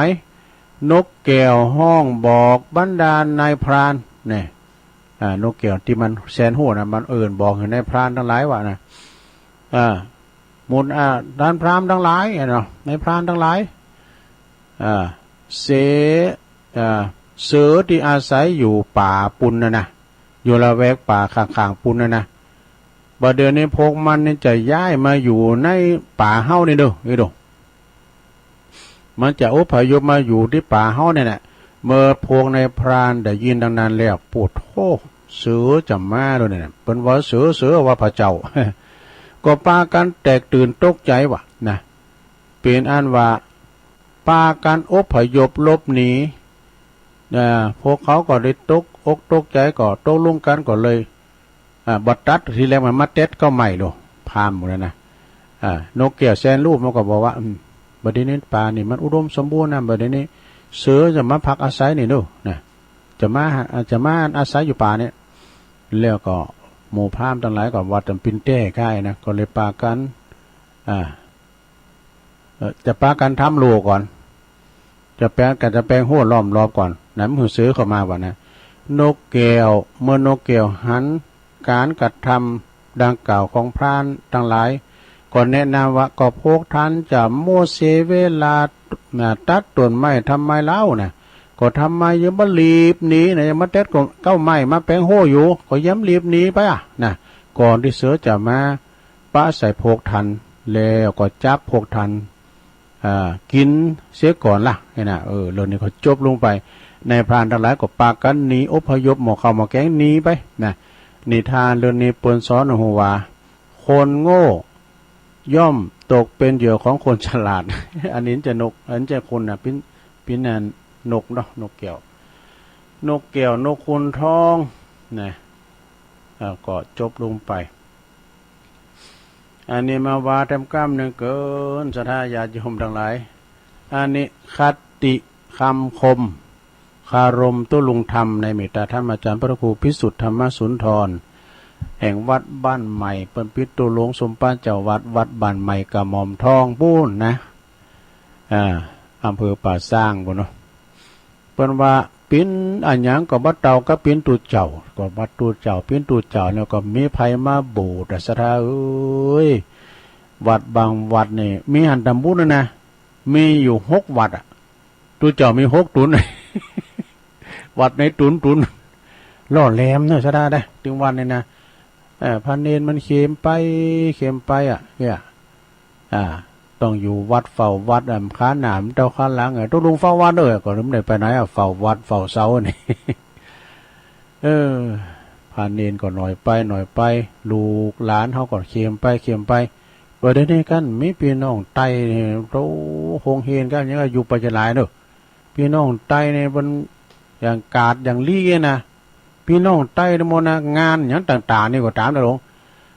พี่น้องไตเนี่ยมาเป็นจุ้มเป็นหมูนะกับหอมคุณหอมหมูละนะเอาลูกน้อยหอยข่างมากันไปไปล้อไปออกงานไปหกฟ้าล้อถ้าว่าพี่น้องไตปีกนั่นเลยคุณมือหน่อยเดียว ก็คือนะเขาหุมเอ๋ยก็ว่าพี่น้องไตปึ้งปอกให้แล้วนะปอกบาดปอกจองเขานะเดี๋ยวคุณเมืองหน่อยเดียวนะ เอาปิ้นยังกับเตาก็ปิ้นตูเจ้านี่ทำมายังกับว่าเตาทำ84,000พระธรรมขันธ์ว่ะ ธรรมะของพระพุทธเจ้านี่มีหลายนะลงเนอะ84,000พระธรรมขันธ์กันนะ แล้วก็ขันธ์ยังมันพระเตาขันธ์เกี่ยวตั้ง3นะขันธ์เกี่ยวตั้ง3ไม่ยังก็พระพุทธพระธรรมพระสงฆ์นะเนาะนี่รัตนะโดม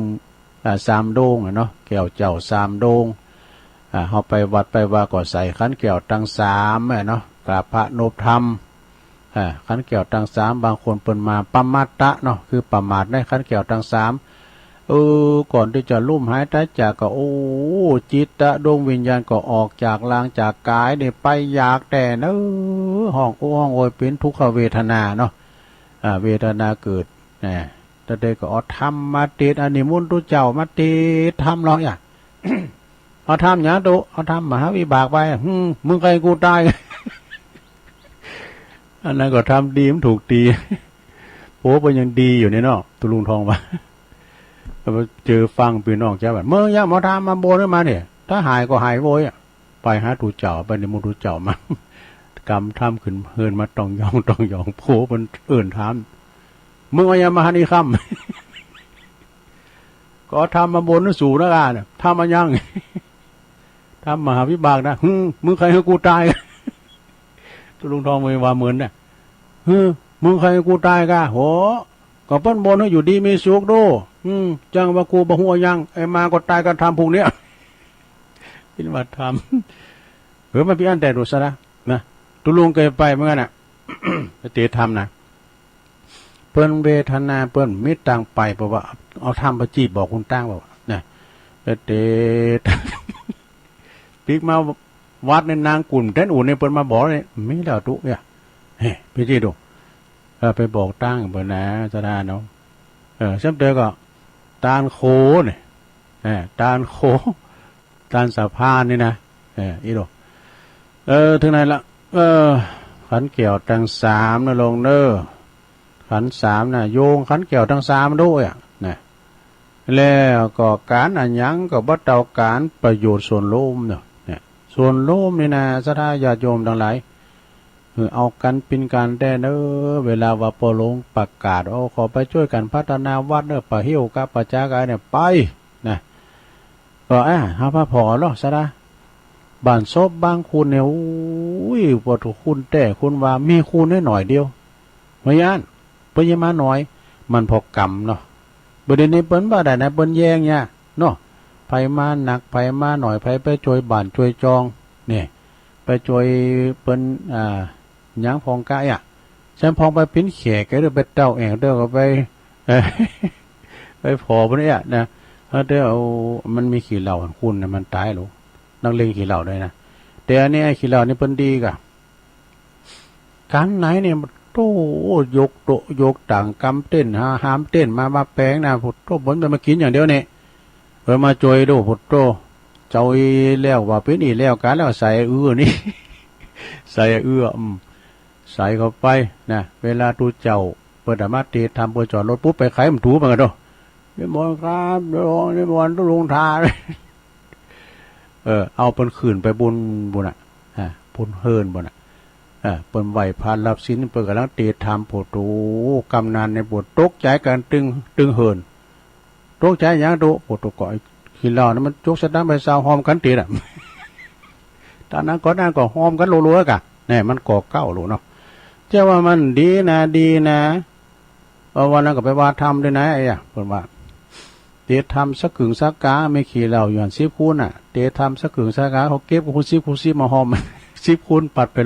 100หูหมดเด้อขี่เหล่านี่นะโต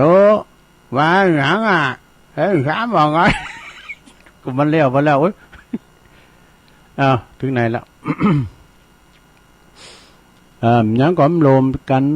การวางงานบั่นซบเพิ่นปอยนะอย่างที่ลุงว่ามจบตอนนี้ขี่เหล่าคุณนั้นบริบนตายไปนะลุงเนาะปู้ตัวคุณนี่อย่างคุณรวยเลยลุงเพราะว่าเขาหันน้ำใจมันไปโจยนะโจยยกเต้นยกยังก็เอาเก้าอี้สูงวัดอย่างเงี้ยกันไปโจยผลฮับสังกันจะหลายลุงเนี่ยมันประโยชน์กรรมนั่นเดี๋ยวนี้พวกเรายุคโซเชียลไปมาโจยบนหูดูการเฮาไปจะฮื้อเขาก็มาอีกอันนะโจยเปิ้นลงเด้อเวลาเปิ้นมีหยังก็โจยเปิ้นแม่บาทเขาลมอันหยังก็บ่ลมเตาลมพลังเนี่ยพลังการพลังงานเนี่ยโจยกันเยกันอิดคนเดียวอิดหิมตายอย่างตุลุงว่าเยกันหลายก็เดียวก็แล้วเนาะกลางโต๊ะกลางเต้นกลางสังเนี่ยนะถ้ามีการมีงานในบาทในจองในวัดในวาก็ตามในวัดที่วัดพระธาตุน้อยเนี่ยเด็ดปึงพาเนนเนนตัวน้อยแข็งแรงนะขึ้นก็มาจะเน้นนะหรอเขาแข็งแรงแล้วก็ใหญ่โว้ยนะเอามา เกิดมาปี2 ปีแล้วพี่นั้นก็ดูก่อนโหยพี่ขี่โขกอยู่นี่เนาะเอาเข่าปดโตสูงล่ำโหล่ำเก่าเอากันนะสดาเขากินข้าวลำเนี่ยใหญ่โว้ยนะทำมาอย่างกับบัดนี้เตาทำคุณโดยบ่หวังผลตอบแทนไปหวังผลตอบแทนนะลงเด้อไปหวังผลตอบแทนเขาทำไปเด้อแต่ถึงการเขาในบนคุณจะมาติ้มบาทแล้วนะมันต้องหวังผลตอบแทนมันเป็นเรียกว่าผลงานมาถึงปัจจักนะทำไปเต้นอันนี้กับบัดเตาเต้นคุณปอคุณแม่ปู่ให้กำเนิดเนออันนี้แต่คุณปอคุณแม่นะว่าคุณของปอของแม่นี่มีหนักมีหลายจะนั่นจะได้ญาติโยมกว่าจะไม่ลืมเนี่ยพระคุณของปอของแม่นี่มีหนักหนาป้าป่านแล้วก็อายอันยังบอดี้เตาอายต่อการทำความชั่ว อันนี้ก็จบลงไปเนาะขอบคุณเนอท่านพระครูพิสุทธิ์ธรรมสุนทรวัดบ้านใหม่กำมอมทองนะตุลุงก็เอาเปิดมาแก่คัดเวลาอู่กำตึกก็เอาเนี่ยมานะเอามาอู่กันไปก็ศรัทธาจะโยมได้ฟังกันไปสัปดาห์ก็เอาตังอินเทอร์เน็ตมาพองมีทำกรรมหนึ่งสัพปุริสทาน8เด้อนะสัพปุริสทาน8นี่อันนี้เป็นของปนานเด้อปนานหยังปนานสุนทรบุญยสิงห์จากหนองดูนะคนหมอของตุลุงเป็นหนังสือหลายอย่างนะเปิ้นว่าสัพปุริสธรรม8สัพปุริสทานนั้นจะทำสัพปุริสทาน8หรือว่าทานของสัตบุรุษมีอยู่8อย่างดังต่อไปนี้ลงเด้อเพราะว่าเขาจะทานอย่างข้อนึงนะคือทานของที่สะอาดนะปานีของสะอาดของที่มันบ่สกปรกของที่มันสะอาดเนาะ2ของที่ปานีดก็คือว่างามดีกะเนาะปานีดดีงาม3เหมาะสมกับกาลเวลาเนาะกาลเวลาเวลาเขาจะเอาสังสักอย่างเนี่ยยามฮ้อนเนาะยังจะเป็นของตานเป็นสังก็ลิ้นพัดลมเนาะมันหนาวฮ้อนนี่มาตานผ่าโนมกับมันทากันเนาะ แล้วก็ข้อ4ของที่ควรเนี่ยมีของที่ควรนะข้อที่5เนาะข้อที่5นี่ก็พิจารณาเลิกด้วยวิจารณญาณเนี่ยเลิกก่อนเลิกข้อที่6เนี่ยสม่ำเสมอเนาะปีนี้เขาอย่าต้านตื่นก็ได้เนาะสม่ำเสมอปีนี้ตื่นเนาะ อย่างเปิดมีประเพณีกะปีนี้ตื่น1ปีนี้ตื่น1อย่างนะ7ว่าอันมีจิตใจผ่องใสนะมีจิตใจผ่องแผ้วผ่องใสแล้วก็สุดท้าย8ปิ้นแล้ว มีความเบิกบานใจเฮาเอาหยังหึงเปิ้นก็แล้วตามเฮาทำหยังก็ตามเฮามีจิตใจเบิกบานนี่นะก็คือว่าเป็นบุญน่ะหลวงเด้อการเฮาทำหยังไปแล้วมันจิตใจเศร้าหมองเนี่ยมันได้มันได้บุญโอ้วันนี้ไปลักไปจุกไปขโมยเอาพริกหนุ่มบ่คือเพิ่นมานี่นะ อันนี้ก็จิตใจจะเศร้าหมองไป หรือว่าเฮาไปลักเล็กขโมยน้อยเปิ้นที่หันที่นี่ก้ายนะก็จะเป็นการที่ว่าเศร้ามองใจไปเนาะอันนี้ก็เราสู่กันฟังซะได้เนาะทำงานเนาะอันนี้ก็งานในคืน ก็วันที่4 เมษาเอาให้หน่อยเนาะ4 เมษาปุ่นนะ4 เมษาว่า4 มีนาเนี่ยเดือนหน้าเนี่ยนะก็ตั้งท่านพระอาจารย์พระครูประหลัดบดินทร์ศีลสังวโรอันนี้เปิ้นก็วัดเหล่าป่าตานเนาะแล้วก็กับพี่น้องศรัทธาแล้วก็กับตั้งคืนสีขาวเฮาโดยเปิ้นก็จะไปตอดผ้าป่าสามัคคีสร้างเมนสร้างเมนปุ่นบ้านแม่ปานนี่ก็มี2 หมู่บ้านกันนะได้ยินท่านพระครูเพิ่นว่าเนี่ยก็เปิ้นว่าถ้าได้เข้ารายการก็ประกาศซ้ำแล้วมันก็ประกาศไปอันนั้นนะศรัทธาก็ถ้าจะลมกินลมตาลทรงตอนเจ้าเขาก็ไปตอดผ้าป่าสร้างเมนกันตีท่านพระอาจารย์เบิ้มพระอาจารย์เบิ้มนี่เป็น เป็นผู้นำเป็นผู้นำโมระดมวัดตังหงหำหงเฮนตังวัดตังวาก้าเนี่ยเป็นมีการมีงานเปิดก็มาจุยเวลาว่าเฮามีงานตังเฮาเปิ้นเอาหงตาลมาเกินนะอย่างวัดเหล่ามนทาทิพย์เนี่ยเปิ้นเอาหงตาลมาเปิดกันเด้อแล้วว่ามีการมีงานปรากฏนิมนต์ครูบาอาจารย์ทั้งเฮานี่คืนไป ตั้งเหล่าป่าตานก้านี่มาแล้วก็ปากายรามก้าเนี่ยเปิ้นจะมีตานผ้าป่าเนื้อทรงเจ้านะผ้าป่าตานเมนเปิ้นจะสร้างเมนตีบ้านแม่ปานป่าจ้าไอ้นั่นเนาะจากหานี้ทรงตอนเจ้าเนาะทรงตอนบ่ายก็จะไปทำบุญกับจ้างว่าดูตุลุงก็ปึงจ้างให้กันนี่ เปิ้นจะทำบุญกับจ้างนะอันนี้สัตว์ใหญ่นะสัตว์ที่มีคุณปูนวัดห้วยขูดด้วยก็ห้วยพักกูดเนาะก็พระจะไปรวมทำบุญกินต้านกันก็ปากันไปเนศรัทธาเนาะวันที่4 มีนาเดือนหน้านี่นะวันที่ว่าเนี่ยมันเต้นกันเนาะเต้นก็เดียวก็ตักมาตั้งลายทำหน่อยนึงมีละตักตั้งลายเจ้าแล้วเนาะ ตอนนี้ไปตุลุงก็โชงสุดท้ายก็จะวางสายทำกรรมวางสายหนำไม้ทำกรรมหนึ่งนะก่อนที่จะได้ออกรายการจบรายการก็ขอศรัทธาญาติโยมแจ้งผลการรับฟังก็ได้เนาะหรือว่าจะให้กำลังจิตกำลังใจก็โทรมาไปโทรติดในช่วงที่2ในสายจะห่างหน่อยเด้อก็โทรกันมาที่เบอร์0899556506นะโทรกันเข้ามาพี่น้องตังเมืองฝางแม่อายไซปราการพี่น้องตังแม่แจ่มองค์ขลุงในเมืองนะตั้งหลายดอยเจริญปอนไปศาลเจ้าตะลุงแม่ที่มาแม่สมพัฒน์แม่สมพัฒน์เจ้าแม่สมพัฒน์ทางอยู่เจ้าแม่ย่อยสันทรายเนาะชัดเจนดีเนาะสันทรายเสียงแจ๋วเลยฟังไว้ติ๊กๆเพื่อก็ฟังปาจันเน้นหลักกันเด้อขอบคุณเด้อเจริญปอนขอบคุณหลายๆอนุโมทนาเจริญปอนกันครับหลวงพ่อกิจรอบ2หลวงพ่อไม่รู้ครับแล้วไม่รู้ใครหลวงพ่อกฤษเนาะอาจารย์ครับปางโมก็คุยมาก็ได้หลวงพ่อฟังแล้วเป็นไงบ้างเนี่ยค่ะเจริญปอนเพิ่นมาโวยไปโวยแต่ตุลุงแม่จ๋านะจ้าจะเป็นได้ไปค่ะปึงจ้างไปเลยเนาะปึงจ้างในตัวใหญ่ใครหันเหมือนกันน่ะจ้างนี่เพิ่นมีหลายด้วยท่านคาเซ่ก็ท่านคาเซ่เพิ่นก็หันที่เพิ่นนั้นเอาเตียวลัดป่าลัดดอยเอาไปเนาะนะครับก่อนเนี่ยครูบาหลวงปู่เฮานี่เพิ่นก็ตานจ้างด้วยมั้ยหลวงปู่ทองมุ่นแล้วนะเดี๋ยวนี้อยู่ปูนแล้วก็เนาะให้ สงสัยมีบุญเนาะปนตานจ้างปิ้นตูกันน่ะเอาก็เขาก็เหงอาหารจ้างกะเนาะเอาอ้อยก็เอาปุ๋ยก็เนี่ยแม่จันก่อนนี่จ้างไก่มาตั้งหมู่บ้านนะฟังอีเมลเขาว่าไปไก่มาเอาแปลงอุ้มเมงกันวันนี้ไปเอาที่จ้างมาฟังเจ้าปูอย่าเอาไปบุ้งจู้เราอ่อนไปเลยคุณดำก่อนนะพดน้ำถึงวันหน่อยน้ำถึงวันเนี่ยเป็น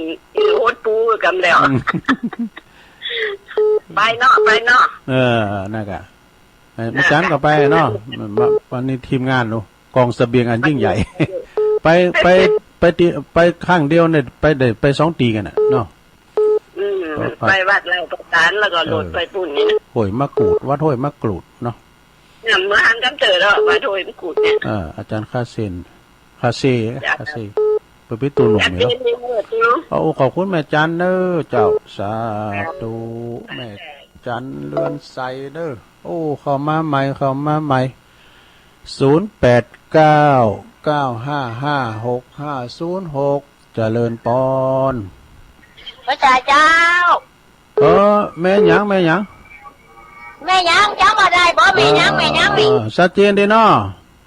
ชัดเจนบ่ขอบคุณนะพี่น้องลำปางแม่น้อยตาโทก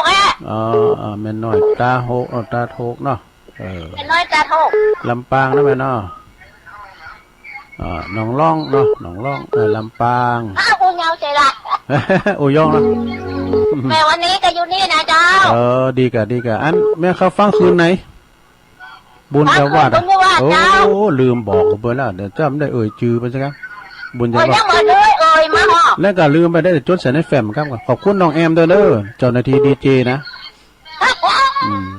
ยินดีแม่แม่น้อยตาโทกแม่วันดีโดยฟังไปกันเนาะ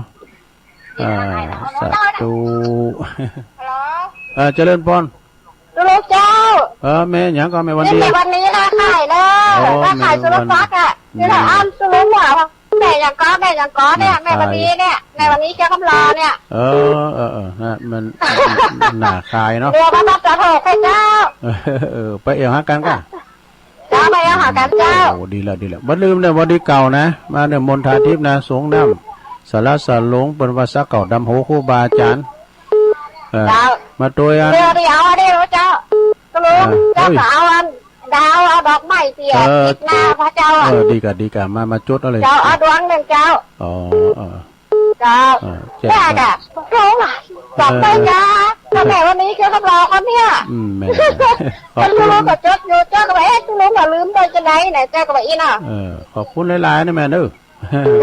เจ้าสวัสดีเจ้าเลินปอนพี่น้องลำปางลืมจื่ออันสถานีบนบุญเยาวาทวิหารเจริญปอนเจ้ากำลังสายเจ้าตุลุงแม่ปราณีเนาะ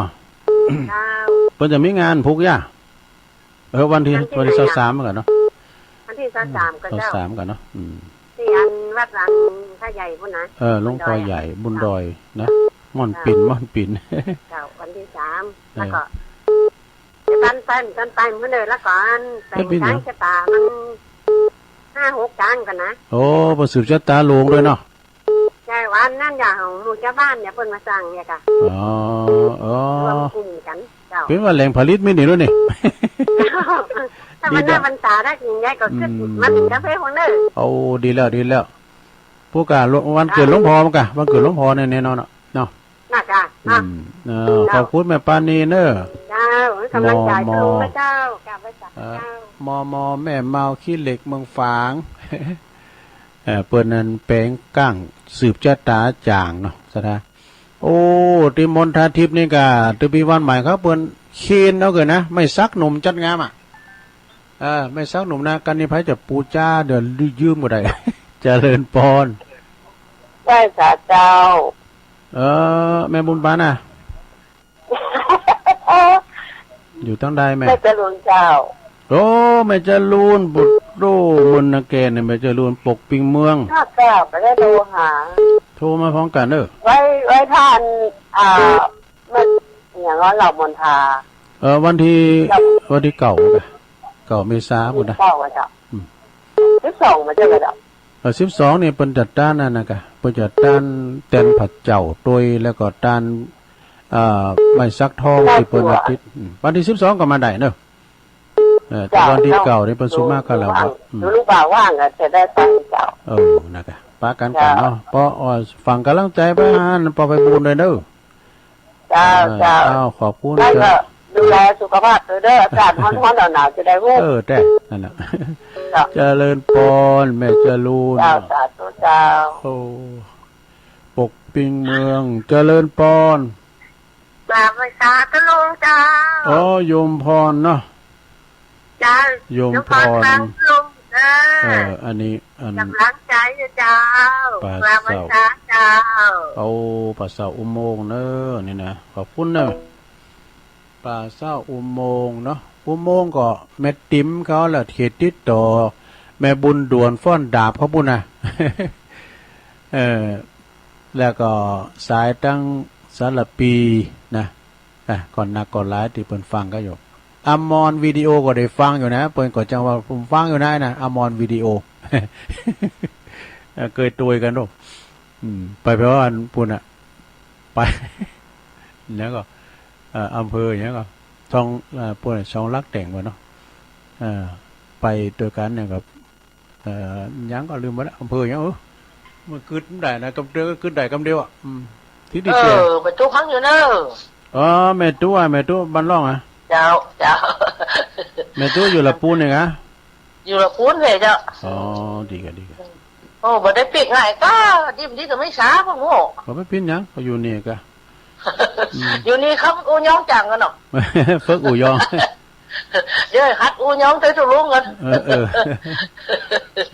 คือกำลังใจเนอะขอบคุณแม่ตู้เนอะเจ้าขอบไว้สาเจ้าแม่ตู้เนี่ยเยอะอื่นชื่ออื่นก็ไม่เอาชื่อตู้ไปตัววาลินได้เนี่ยเข้ามาแถมแผ่วปลาย0899556506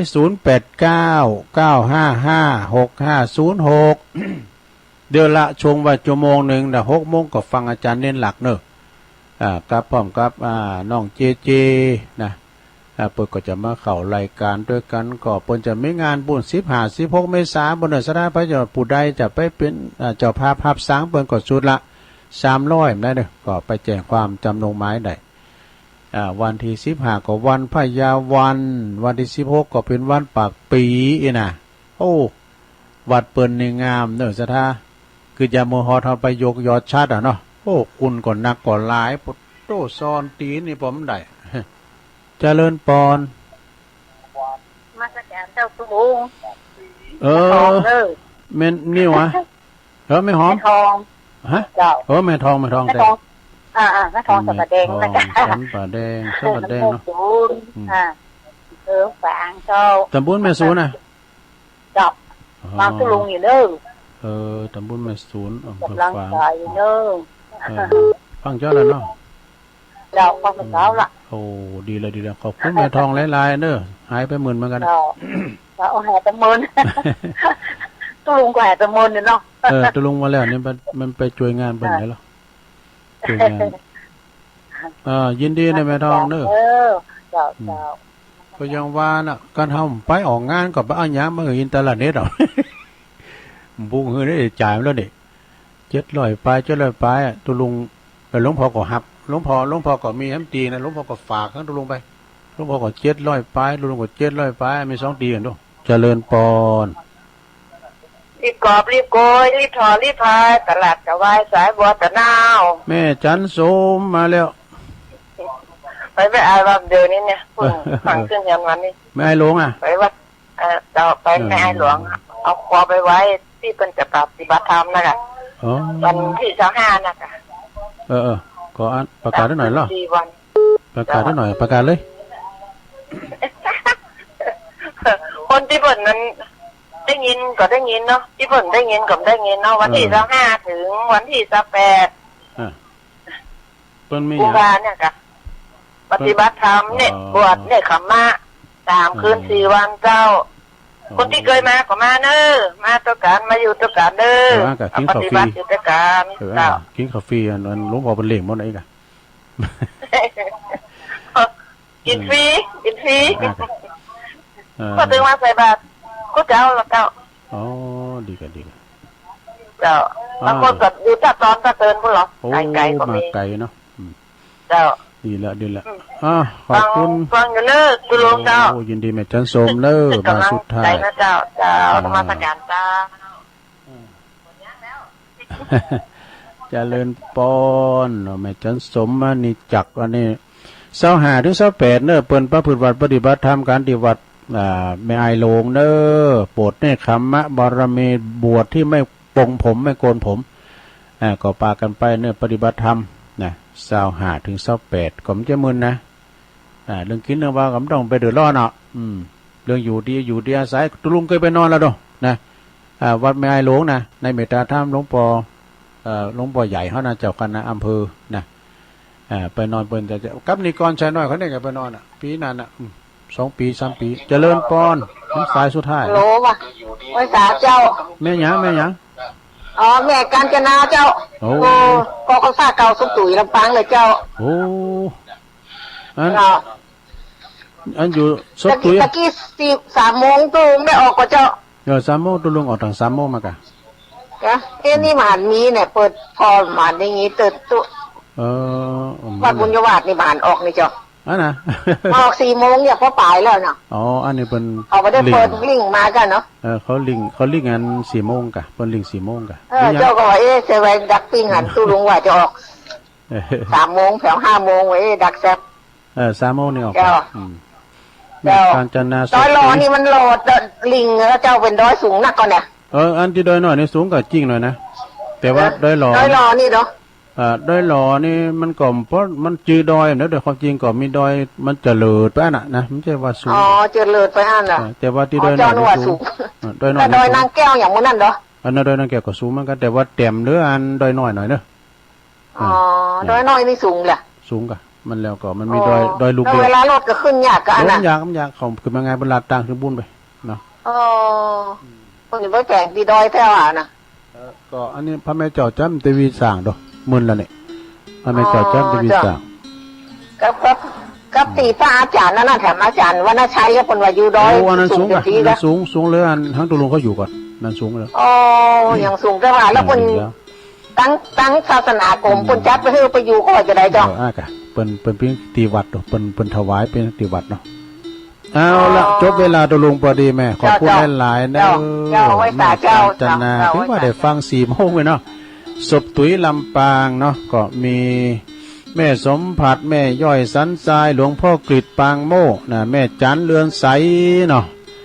แม่จันเรือนใสเลยก็แม่น้อยตาโทกลำปางหนาแล้วก็แม่วันนี้นะเครือคำหล่อด้วยนะไปลืมเนี่ยวันที่เก่ากับ12เนอะอันนี้เจ้าหน้าคายพวกเนอะแม่น้อยตาแล้วก็แม่ปราณีมอไม่เอาขีดเล็กฝางเนอะนะแม่จรูนปกปิงเมืองแม่ยายโยมพรจากป่าเสาอุโมงค์ละปูนเด้อแม่ตู้บ้านล่องนะแล้วก็แม่ทองสันป่าแดงตำบุญแม่ศูนย์อำเภอฝางแม่จันสมมานีจากรีบกอบรีบคุยแล้วก็แม่กาญจนาศพตุ๋ยลำปางดูได้17 สายเนอะพอดีเนาะก็ได้เนาะตุลุงก็ได้บริหารเวลามา2 ชั่วโมงก่อนจะได้นำรายการจากลาสถาไปก่อนเนอะก็เดี๋ยวก็ฟังรายการอื่นต่อไปปักกันใหม่จันหน้าเนาะการหน้าแฮมนะอยู่ดีมีสุขอายุหมันควันยืนมีโจมีใจเมินการจุกวนจุตานเนอจัตตาโลธรรมาวาทันติอายุวันโนสุขังปะลัง